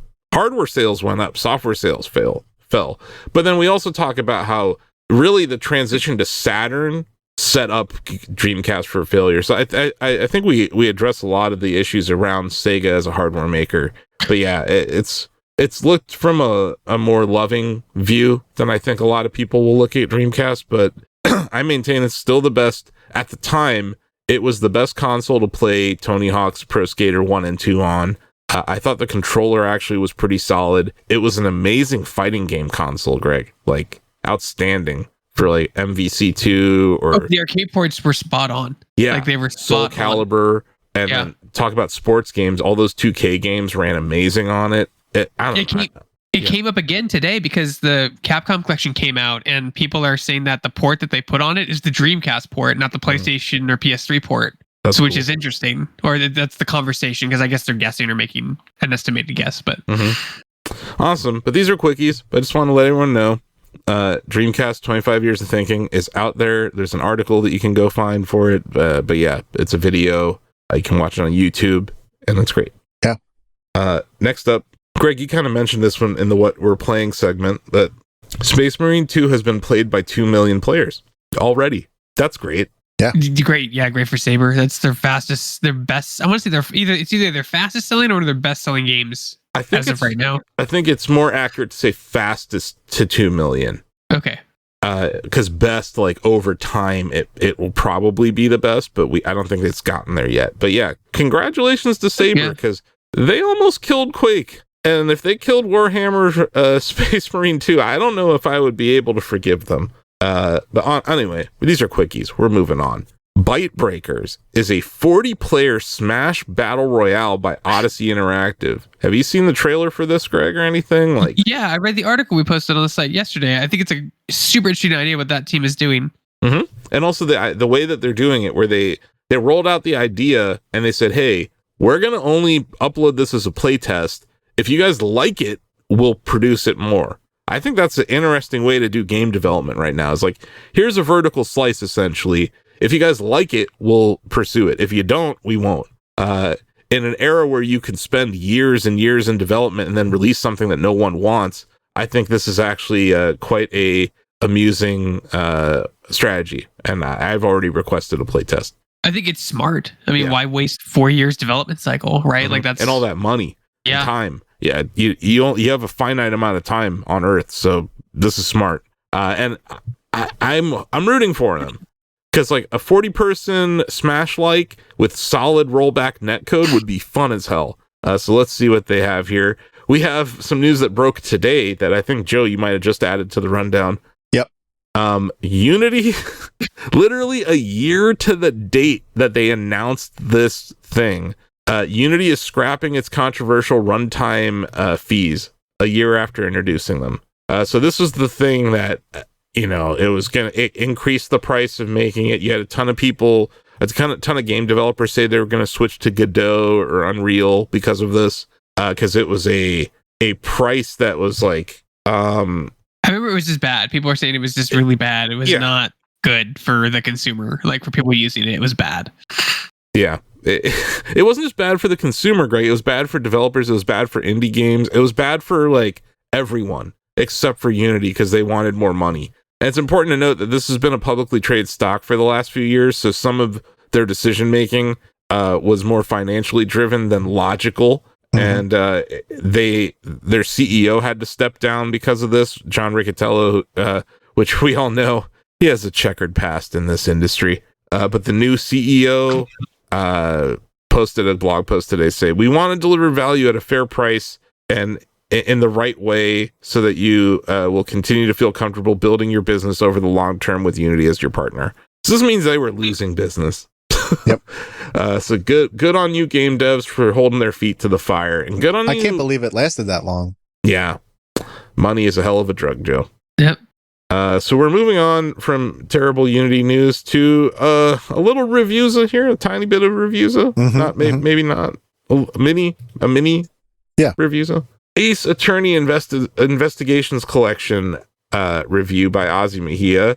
I gave it an 8 out of 10. It's a pretty solid collection. It's you can use like the remastered HD visual presentation or play with pixel sprites from like the originals. So that's kind of cool. So you have like the game emulates like the DS style. So these games were very popular on the DS era. I mentioned this last week, but like we're starting to see more of these collections come out because those games can no longer be purchased on DS or 3DS eShop. So right. I think it's cool to see these games. Like if Nintendo really is making an ecosystem where your purchases are going to transfer from Switch to Switch 2, this is cool because these games can now live on for multiple generations past where they were released. So yeah, if you missed out on the Ace Attorney games, this is a cool collection to pick up. Ozzy did say story mode can be harsh with for achievement and trophy hunters. That's like, completionists will struggle a little. And he said some mechanics like mine chest could be explained better. He did say that it had compelling stories across both the games, distinct visual styles to choose from, like I mentioned above, challenging puzzles, and memorable characters. That's for sure. The prosecutors and the defendants are always funny. So yeah, pretty solid 8 out of 10 of Shacknews for that collection. Nice. Lucas White reviewed Wild Bastards, which I believe is the sequel to Void Bastards. Yes. And the game has a very unique art style. I like the weapon design and stuff in the game, but it didn't really land with Lucas. Fun cast playable characters, lots of style and charm, like I mentioned, in the setting and visuals. Default difficulty on the con side feels way overtuned, and gameplay feels repetitive despite numerous systems and gimmicks. I think that's a trap that a lot of FPS games can fall into, because there hasn't been a whole lot of innovation in FPS gameplay. I think Doom has kind of been one of those games that's broken that trend lately with 16 and Eternal, but the Dark Ages as well. So yeah, it got a 7 out of 10 here at Shacknews. Not the worst game, not the best game, but not bad. Not bad. It's not like a boomer shooter or anything, but it's an action game. Void Bastards was cool. a roguelike, I believe. I don't know if this is too. I don't think so. Yes, it is. It is? Yep. Okay. Oh, okay. Yeah, it's he differentiated. It's like, this is the you die quick, fast, and easy kind of roguelike. So I'm not sure if I'm gonna like that. Anyway, 7 out of 10. A worse game that we reviewed this week. Spectre Divide got a 6 out of 10 at Shacknews from Sam Chandler. It's just, I believe this is the game that Shroud was promoting or worked on or funded or something. Famous streamer Shroud, and it just isn't. This is the challenge with making an FPS game in 2024, you guys. Like, how do you differentiate yourselves? And the ways that they did it are not great. Some of the pros: Spectre system offers unique strategy and a second chance. It's a tactical shooter.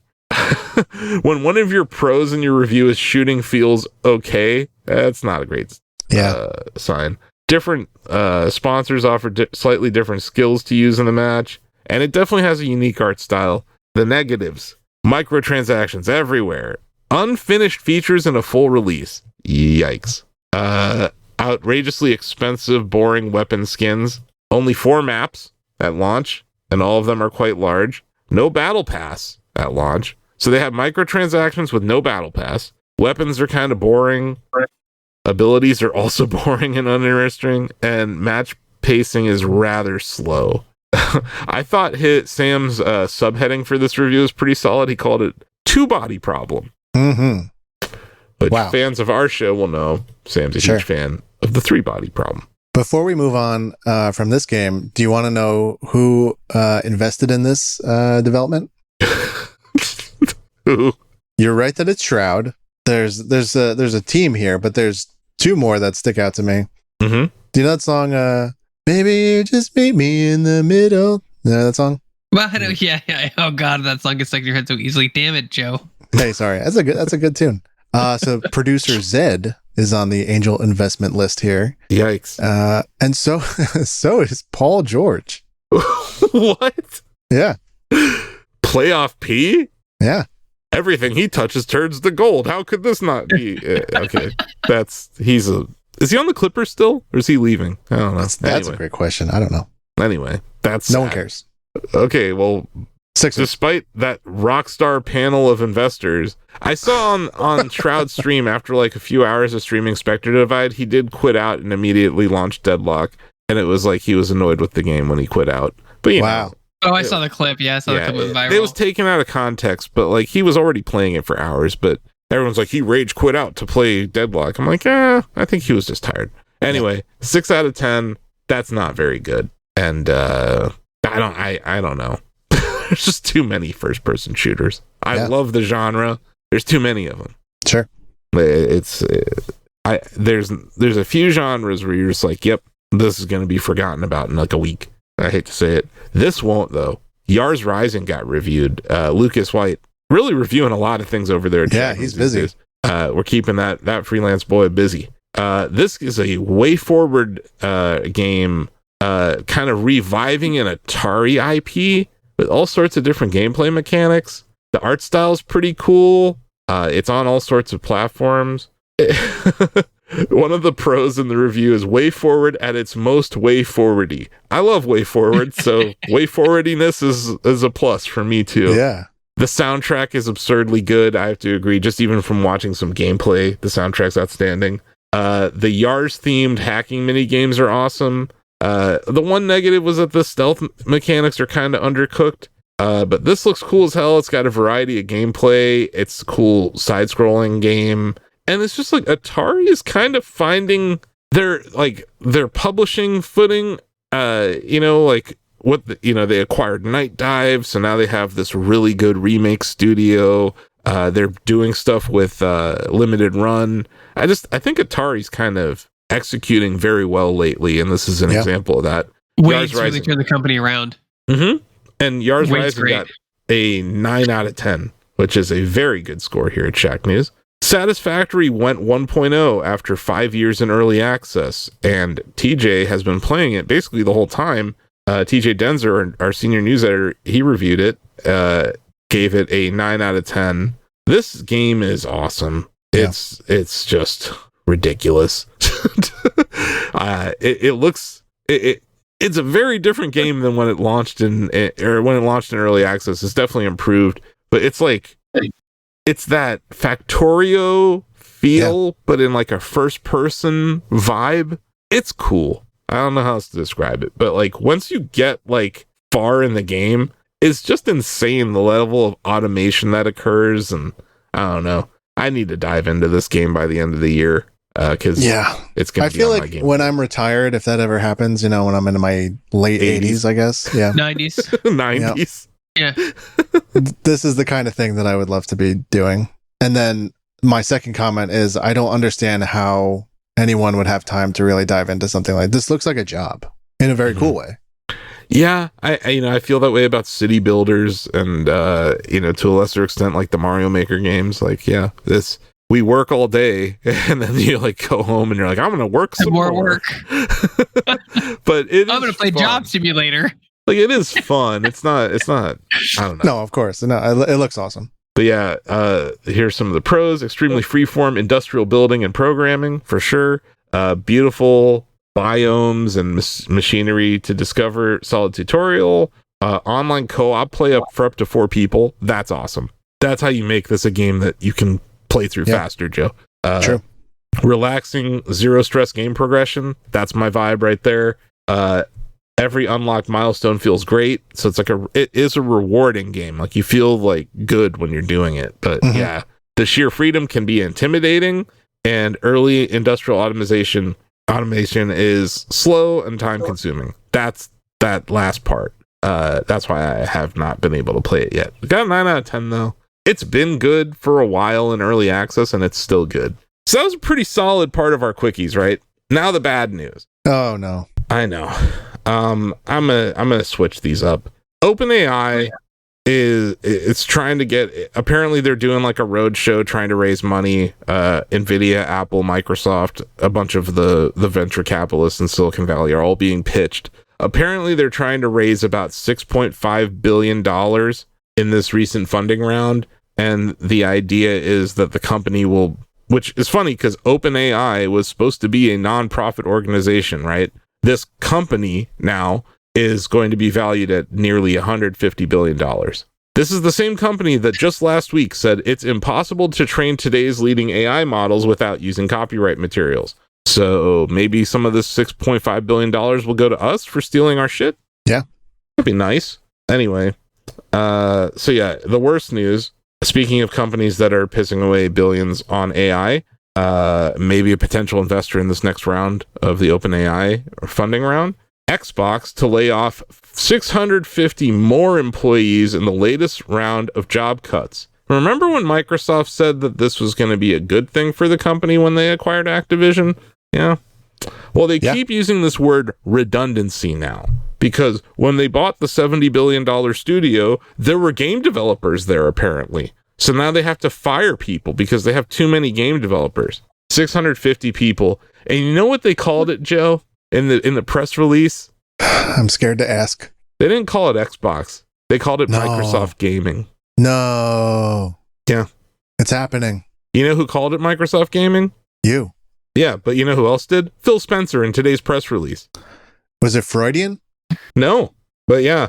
And, you know, as part of our aligning our post-acquisition team structure and managing our business, we have made the decision to eliminate approximately 650 roles across Microsoft Gaming.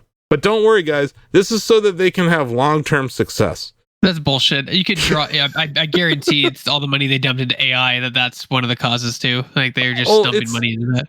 Yeah, two different pools of money, right? But like Microsoft CFO said, we're going to spend $35 billion investing in AI over the next year. And they also said, we've bought back over $8 billion of stock in the last year.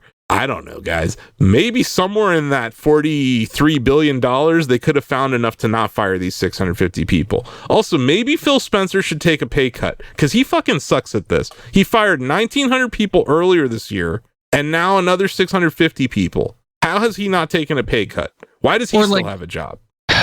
Is he one of those people who gets bonuses too, where like they have a high salary, then they get like millions and millions of bonuses every year for no reason? I mean, I don't know his pay compensation. I don't know his compensation plan. $10 million according to Google. He's an executive at Microsoft, so he's probably paid in stock, Greg. Yeah. Yearly salary before stock options. So he gets even more than that. Like, I don't.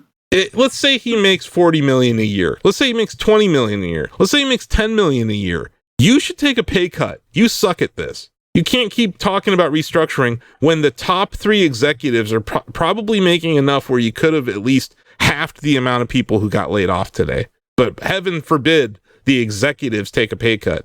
And I know I bring this up ad nauseum, but Satoru Iwata took a 50% pay cut when the Wii U was crapping its pants to prevent layoffs at Nintendo. And those talented developers at Nintendo went on to make the Nintendo Switch and all of these great games that we're enjoying right now. That's the difference. It's the difference between a good company who values talent and a bad company who destroys IP. That's what we're witnessing here. So yeah, I don't know. Take a pay cut. Take a pay cut, Phil. You know what? see yourself out while you're firing these 650 people. Because what do you do? What do? You just listen to Satya Nadella. Satya Nadella told you have to hit this number for your expenses by the end of this quarter or else you're fired. That's probably what's going on behind the scenes. This whole we made the difficult decision. No, you didn't. Difficult decision is actually affecting your pay, not these 650 people. And these people are talented, hardworking people that were probably underpaid to begin with. It sucks. Anyway, we went a whole week without talking about Microsoft stepping on their dick, Joe. Yeah, we were due. And it was today. It was 2 hours before we recorded the podcast. We got it via ticker. It came through the ticker. It literally came through the ticker. Speaking of which, Monday, those are the shorties. We're quickies. Shorties are a different thing. That I don't know. Did you see what happened to Shannon Sharp? No. Well, never mind. Anyway, this is something I should Google offline. Yeah, it's not really. I don't think it's really a good topic for our podcast. But anyway. Okay. Do I need to mute something? No. Okay. That's fine. It's fine. I just made a off-the-cuff reference to Shannon Sharp and why he was trending yesterday. Got it. This is another. You know what, Joe? This is why it's good that you're not on Twitter, dude. I envy you. I mean, it's a choice. You could do it. I can't, Joe. I'm in the news business. It's still a place where news happens. I hate that it's true. I hate that it's true, but without it, I don't go to Facebook for news. It's tough, man. Journalists are still there. Journalists are still on Twitter. Not all of them. In fact, some of my favorite people have left, but yeah, I'm still there. I'll be there until the entire thing sinks, and maybe even afterwards to buy it because I like the Twitter brand. Sure. I'll buy it for $50. So it's been a tough week at Shacknews because a bunch of people were on assignment. On Monday, Ozzy was on vacation because he was working for Labor Day with Greg, actually, when the guys were on assignment at PAX. Donovan was on assignment, TJ was on assignment, Bill's on vacation, and Greg was in the video mines. Yep. So Bill actually showed up just to help me cover Apple, and God bless him for doing it because I would have died without him. Apple announced their new phone, the iPhone 16, the iPhone 16 Pro, and the new Apple Watch, and some new AirPods, and they made some new colors. Yep. And they announced that Apple Intelligence features are going to slip into October and November. In some countries, they're not going to launch till next year. Yep. So here's another company with an AI carrot in front of shareholders that has no plan to monetize AI at all. At Apple, AI is just a feature of their operating system now. So, okay. I don't know. Did you see it? The one thing I saw that's actually kind of useful, they're using AI to help their Photos app, the search function in the photo app. So you're going to be able to find people, right? Or I don't know, Greg, you have multiple cats, right? So you could search for Sadie versus Buffy or Buffy versus Sadie, and it would help you do that. That's one useful thing in the thing. But yeah, I don't know. This is a wet fart of an event. Normally I break out at least one silly video from it. I think one of the biggest news hits from it was that they're bringing hearing aid functions to the AirPods Pro. So that's cool, okay. But that's not. If Apple's big announcement is a hearing aid, maybe they're not cool anymore. I'm not saying hearing aids aren't great. That's great. I get you. I mean, that's not a big event worthy announcement though. No. Apple Watch got a big update. They're doing a sleep apnea detection now. You could not pay me to wear this while I sleep. I hate wearing things when I'm asleep, so no way. Nicole wears a ring. My wife wears a ring, the Oura ring. The Oura tracks ring. Her data. Yeah, but that's fine. That's not as intrusive or as present as a watch on your wrist. You know what I mean? If you scratch your face at night and you just rip your skin off with a watch, I don't know. It's fine. It's the fastest charging Apple Watch ever. It's the largest screen they've ever had. They're making one in titanium now. They have swim workouts. I don't know. I'm of the opinion that Apple Watch is maybe their best product they've shipped since Steve Jobs died, which, by the way, if you're playing Shack Together bingo, you can check off Steve Jobs being dead and Satoru Iwata. You know what? Let me give you bingo. Dave Thomas, founder of Wendy's. Wow. Great guy. What do you win? Nothing. Oh, darn it. You win my adoration for checking off those 3 CEOs' names. It's the thinnest Apple Watch ever, Joe. Does that make you want to buy it? No, that makes me worried I will bend it. Yeah, that's true. It's also the largest screen, though. I don't know. When my current Apple Watch stops working, I will buy the next Apple Watch. I really do like the Apple Watch product, but Me too. Yeah. It's not an every year thing.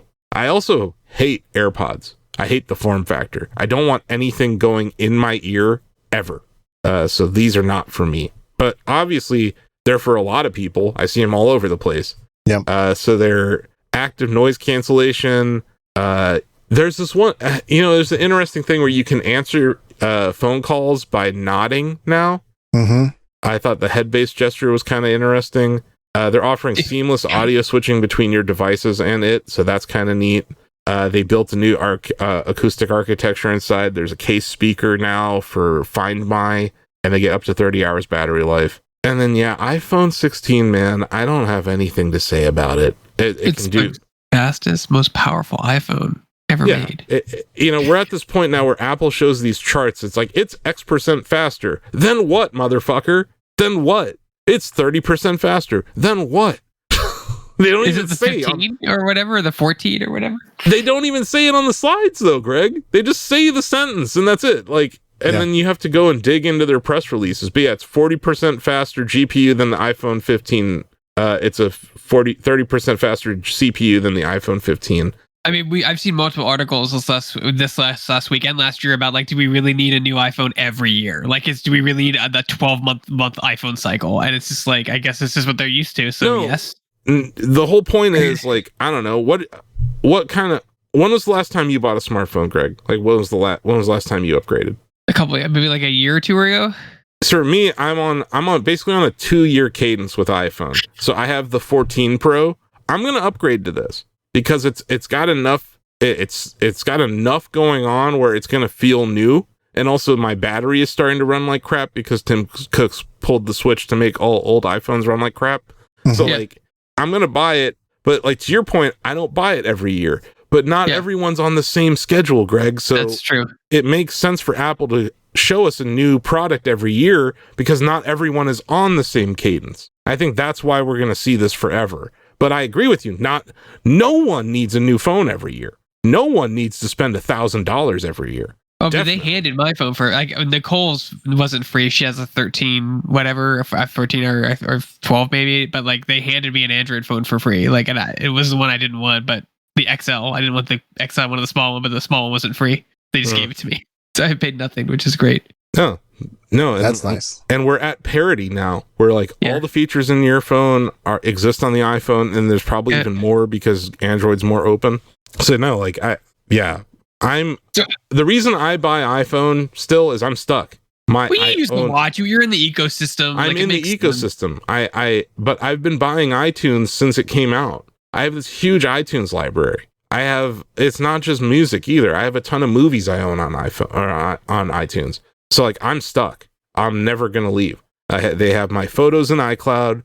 And I also, ignoring the device itself, iPhone is the most important thing I own in my technology ecosystem. It's my number one computing device. So as many things that they've gotten wrong with it over time, it's still the most important device I own. It's why I'm so connected to the internet. Without it, I wouldn't be. It's one of those things where I think it's become a commodity, though. I don't think there's much innovation going on. Anyway, you want to hear about real innovation, you guys? Yes. Wait, I have a quick story that's I think is funny. Sorry. Sure. Oh yeah. Go ahead. So my nephews have a very, very, very old iPhone. I mean, I watch. Because they don't have mobile phones. They're not allowed to have phones. They're too poor for phones. So they have the super it's an iWatch 2 or something. All the features have been stripped from it. So the only thing you can do is call 4 different numbers, and they call me on it constantly. And they don't have a headset for their Switch. So as I'm playing Fortnite with them, they just scream into the watch. And whenever I talk, they go, "What?" And they scream. And my mother-in-law, their grandma's like, "Stop shouting. We can't hear Uncle Greg." So they try to use the watch as a walkie-talkie, but it just doesn't work. Wait, how are they calling that's you? Nice.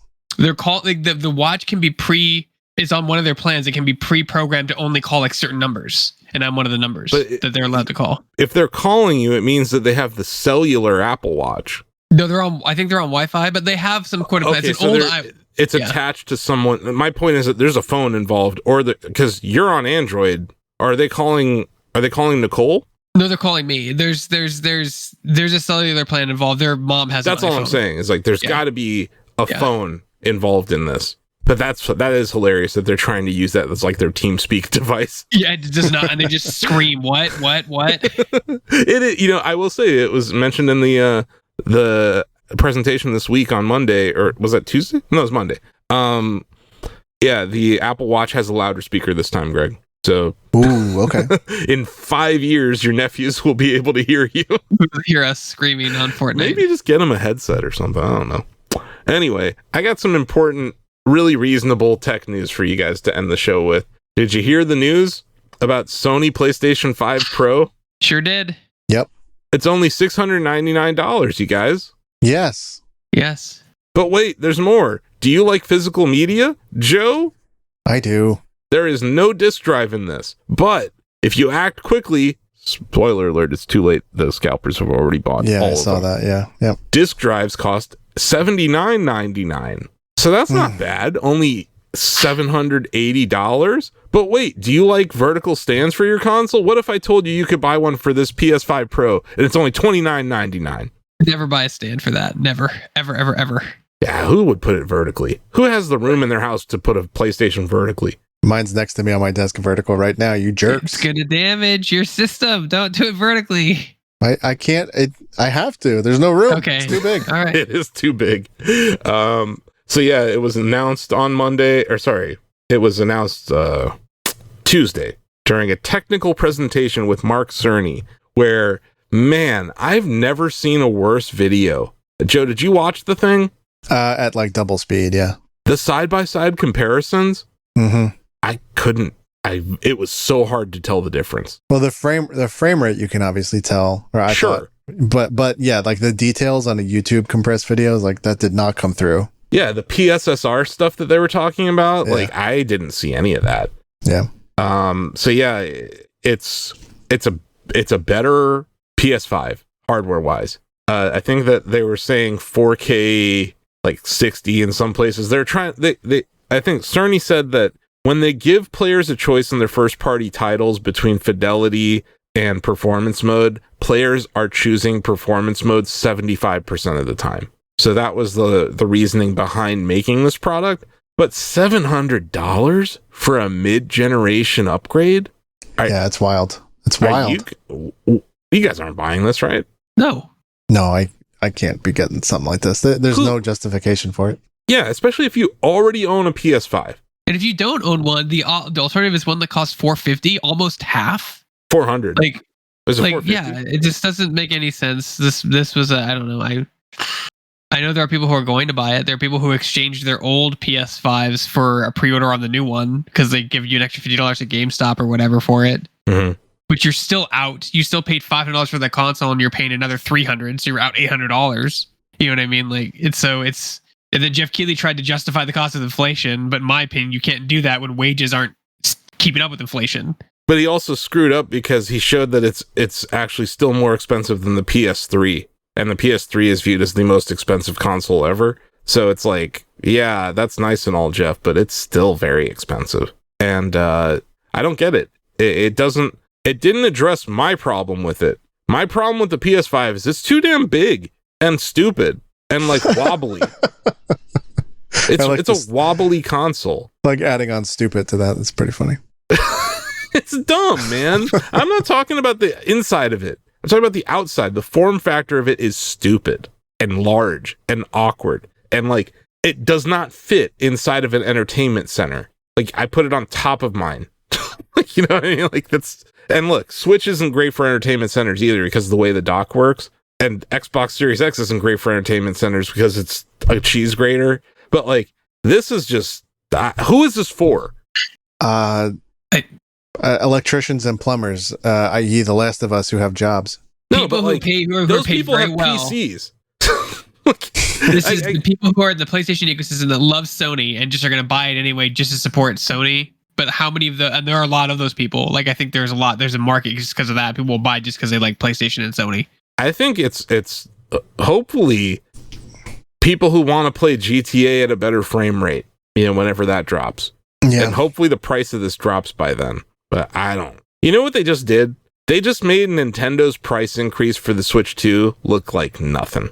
Because Nintendo can come out and be like, Switch 2 costs $400, and people aren't going to bat an eye anymore because this thing costs $700. Crazy. And to be clear, I want it. Just so we're like crystal clear. Like, I'm not like, but I'm not why? too good for that. I don't want to pay for it. That's all I mean. Why do you want it? I just want it because it's the new nice thing. I'm just saying. I mean, we were talking. The money doesn't make sense. We were talking a few weeks ago, though. Like, you're like, I'm tired of buying these expensive consoles and then still seeing texture popping and all these things. This seems to address some of that, and it would be cheaper to buy this than the PC. Right. But I think I would still rather buy a PC because all these games are coming over to PC now that are exclusive to PlayStation. The one I am watching, do you think Astrobot is going to come to PC?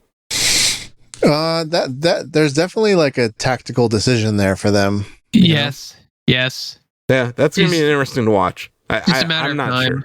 I'm not sure. But yeah, this is a diskless console, 2 terabyte hard drive, which is better. And yeah, $700. Wow. So that's, someone was like, you really need to rip into this on Shack Together. I'm like, I don't. I feel like the internet's already cooked them. They missed mark, and I think they're like Asif used it several times. There's still supply chain issues. Like, there's still things happening on that end in manufacturing. There's not supply chain issues anymore. No, there's none. No, I did not say that. No, there's no supply chain issue. This is them just pricing it way too high. They just refuse to take a big loss on it. Yeah, they can't. They can't afford to take a loss on this. That's really what it is. Their margins suck. I mentioned that last week. Their margins are below 10% in the PlayStation division at Sony. So, like, they're just trying to goose them any way they can. But also, like, this will undoubtedly extend the PS5 generation, right? Like, we're talking about, like, console generations are now 8 to 10 years, not 5 years, I think is what we're seeing. And we're right in the middle of 8 years. This is 4 years. So it makes sense. I can't wait to see Microsoft do the same thing a year later. What is it? The Xbox One X? Wasn't that what it was called? Yeah. The Xbox Series XX? I don't know. Whatever. I'm sure Phil Spencer will fire whoever comes up with the next name. And it'll be a really tough decision. But anyway, this is a stupid idea. Look, if you buy it, good for you, but I'm not. I didn't buy the PS4 Pro either, though. I had my PS4 that I rocked the whole generation, and it sounded like a lawnmower when I played Red Dead 2 on it, but it worked. So, yeah, I don't know. I don't play my PlayStation enough to justify this purchase. I can afford this, right? I can afford this. I'm not buying it. I mean, you could even see that the install base isn't even like, it's high. Don't get me wrong, PS5 is high, but like, it's like Rebirth didn't launch on the PS4 and it sold a significant less. Like there's 100 million PlayStation 4s out there. There's 50 million PlayStations, and also Rebirth costs what, $70? Yeah. So there's a lot of factors into why Rebirth didn't sell as well as it could have. I do think platform exclusivity is part of that, though, Greg. But there's like 50 million PS5s out there already, so that's not the issue. I don't think. I'm really curious what the Astrobot numbers are going to be, though. I feel this was like a rush announcement to get into holiday this year. They wanted a big ticket item for people to pick up for Christmas. I mean, this has long been rumored. We've been talking about this thing for years. That's basically what it is. The good old September announcement, so people get it for their kids and their families and their loved ones in holiday zone. $700. Yeah. When you have a PS5 that can play all the same games, I'm talking like from a parent's perspective, this thing costs $450 or $400, plays all the same games, or you can pay $700 for this thing that plays all the same games. Yep. A parent's not going to care about the frame rate. They're going to care about the budget. For having to buy all those holiday gifts and stuff. So yeah, my nephew's the same way. He'll be like, "Well, we want a Pro now," because I'm like, "Why?" I just want it because he just knows that it's better. He doesn't know how it's better. He just knows it's better. Sure. So he wants it. Yeah. And that's going to be Sony's marketing. But I think that video that Cerny did highlighted just how hard it is to discern the difference between these things now. Like Cerny. Cerny. His name's Cerny, not Sorny. But Cerny is a Simpsons reference. That's why I was laughing. Okay, but yeah. don't know. Do you guys have anything else to say about this thing? No. I am looking forward to Switch 2. If Rockstar comes out and says like it'll run at 60 frames per second on the PS4 Pro at 4K, you'll sell them because that game, Pro. Yeah, they'll sell them. Like they will sell them. That's how they'll sell them. I imagine that's there's an arms race now between Microsoft and Sony for who's going to run GTA 6 better. And by Sony shooting first, they just gave everyone, we now know this is the spec you need to build to beat this in benchmark tests. And that's not something Nintendo cares about at all. But you know who does? Microsoft, because they're a bunch of idiots. So watch them release a system a year from now that's slightly better than this. Or not. We'll see. We'll see. So that's it. We did it. That was the longies. Sorry, this was a pretty long episode. Are we doing PAX next week? I guess. We didn't really get to talk about anything. Ozzy's not even here. Yeah, Ozzy needs to be here. Yeah, Ozzy wasn't able to make it today. That boy busy. Very busy. But yeah, that's the show. But before we go, we have some community notes. We got a few questions and comments from the Shacknews community, which you can join by heading over to shacknews.com/chatty or by emailing us at greg.burke@shacknews.com. Or I just make our... Oh no, now I'm on the radar. Yep. And your name might be easier to spell than Donovan's. I think people don't know how to spell Donovan Erskine. So we got some YouTube comments from Hasmamu. Says Joe finds the best backflip story ever. Dude. Yeah. He called me, I think it was Friday. He called me Friday afternoon. He's cracking up. He's like, John backflip. He's like, John backflip. Yep. Yes. And I was versus like, William front flip. William front flip and John backflip. The best. Yes. And that's why I bought that URL that I bought last night. I'm not going to tell you what it is, folks at home, but just know I'm working on it. And then Gregors85 replied, I think that's our guest here, right here.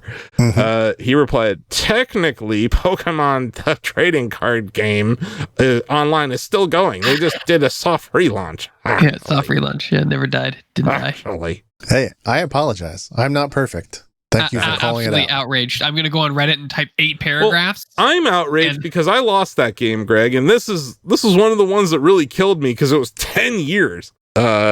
That was the number, and I think I guessed like 48 months or something, so I got slammed. And then, I don't know what this is, Joe. I think this is a chatty thread that you screenshotted, but like a sentence from it. This is the chatty post of the moment. Oh, it is. Okay, sorry, I didn't zoom out. So yeah, Wonderbread posted, I apologize for being infrequent. The Steam Deck owns my life now. I think this was about how they haven't been posting as much to the chatty, but they're really enjoying their Steam Deck and all the... It's a great product. Yeah. And I just, anytime I see anyone saying that, I screen cap it. Well, you're going to be screen capping it a lot if you're browsing the chatty, because a lot of people on the Shack own Steam Decks. Nice. And a lot of them upgraded to Steam Deck OLED when they had the opportunity. I'll be honest with you, I don't use it like at all. It's just the form factor. Form factor does not work for me. It's too big. If they made a smaller, lighter Steam Deck, I would use it all the time because the software experience is awesome. The OS experience is great. I just find it to be too large. That's my only complaint.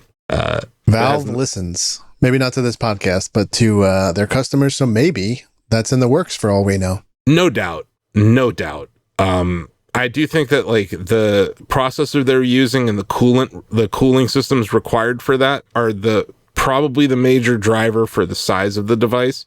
But there are some things they could remove too, like the thumb pads. That would, I think, make it better. But yeah, it's my complaint clearly is not what the market thinks. People are buying this thing when they can afford it, and it's a great way to enter into the Steam ecosystem. So it's great. I like everything they did with Big Picture and their version of Linux that runs on it. It's great. I agree with what you're saying. It's just the form factor, man. I just can't play it for long periods of time, and what I can play at my PC for a long period of time. That's the other thing. Like I have a PC and I have an ultra wide monitor, so like I really enjoy experiencing PC games that way as opposed to that. But yeah, it is a great product and it's way cheaper than that PS5 Pro.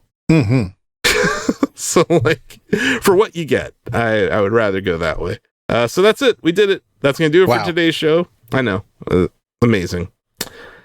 Subscribe on your podcast app of choice and tune in every Friday for more Shack Together. If you made it this far into the podcast, you probably like us. You probably like what you heard. Maybe leave us a review. If you can figure out how to get to the review section of iTunes or podcasts or whatever they call it at Apple now, because Steve Jobs is dead, that would be great. But yeah. And yeah, I am going to be streaming on Saturday. So if you hear this before Saturday the 14th, tune in or follow our Twitch channel for a special F099 anniversary celebration. Wow. Yeah, I know. Do it. For Shacknews. For Shacknews. And yeah, that'll do it for today's show. Greg, thanks for joining us back here at the Shacknews Extended Podcast Universe, or the CPOO, as the kids are calling it. Have you seen it on the ticker today at all? Something's coming through right now. It says pasta salad half off at Food Lion. Let's see. CPOO. CPOO. Yep. There you go.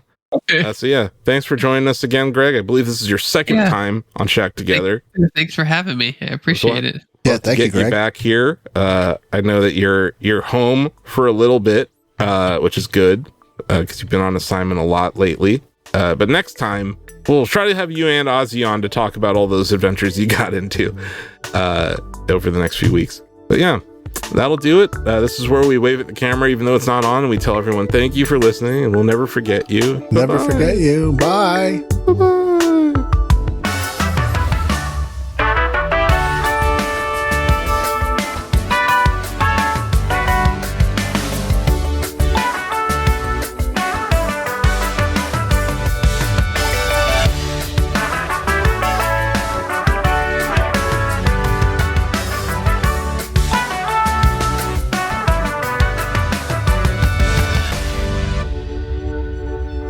Shack Together is a Shacknews production.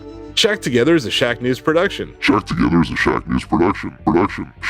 Shacknews is a multimedia company consisting of a variety of entertainment properties, including Shacknews.com, video game and cutting-edge technology coverage with evergreen video, guide, and long-read content, providing readers and viewers with the latest reviews, previews, interviews, and news.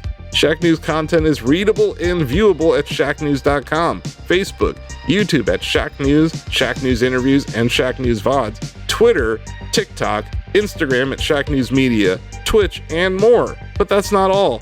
You can play Bubbletron, our first video game. Combine 3 ideas, hit the market, and get your money hat. Bubbletron is a daily game in the style of Wordle, where players can launch a company and see its valuation instantly. Hit that high score and brag to your friends. Visit Bubbletron.com to play. There is no download required, no signups required. But if you are into app downloads, we have the cutest one on the planet. It's called Shack Pets, the ultimate battle for cuteness. Swipe your pets to victory on iOS and Android in this Tinder-like app for pets. Shacknews is proud to present a variety of micro products, all available for free at shacknews.com. Cortex is a publishing platform available to all of our users. Shouts is a Twitter replacement in a time where Twitter really needs replacing. And Reader, an RSS reader that won't get shut down by Google anytime soon. You can import YouTube, subreddits, all sorts of cool stuff, even podcast feeds. And lastly, all of our products are completely free to use and play, so if you're a fan of what we're doing and want to support the Shacknews ecosystem, head over to shacknews.com/Mercury. Mercury offers subscribers access to exclusive Shacknews swag like hoodies and VIP access to our long reads in downloadable format. It's a great way to support us. There's different tiers, and you get a lightning bolt next to your name.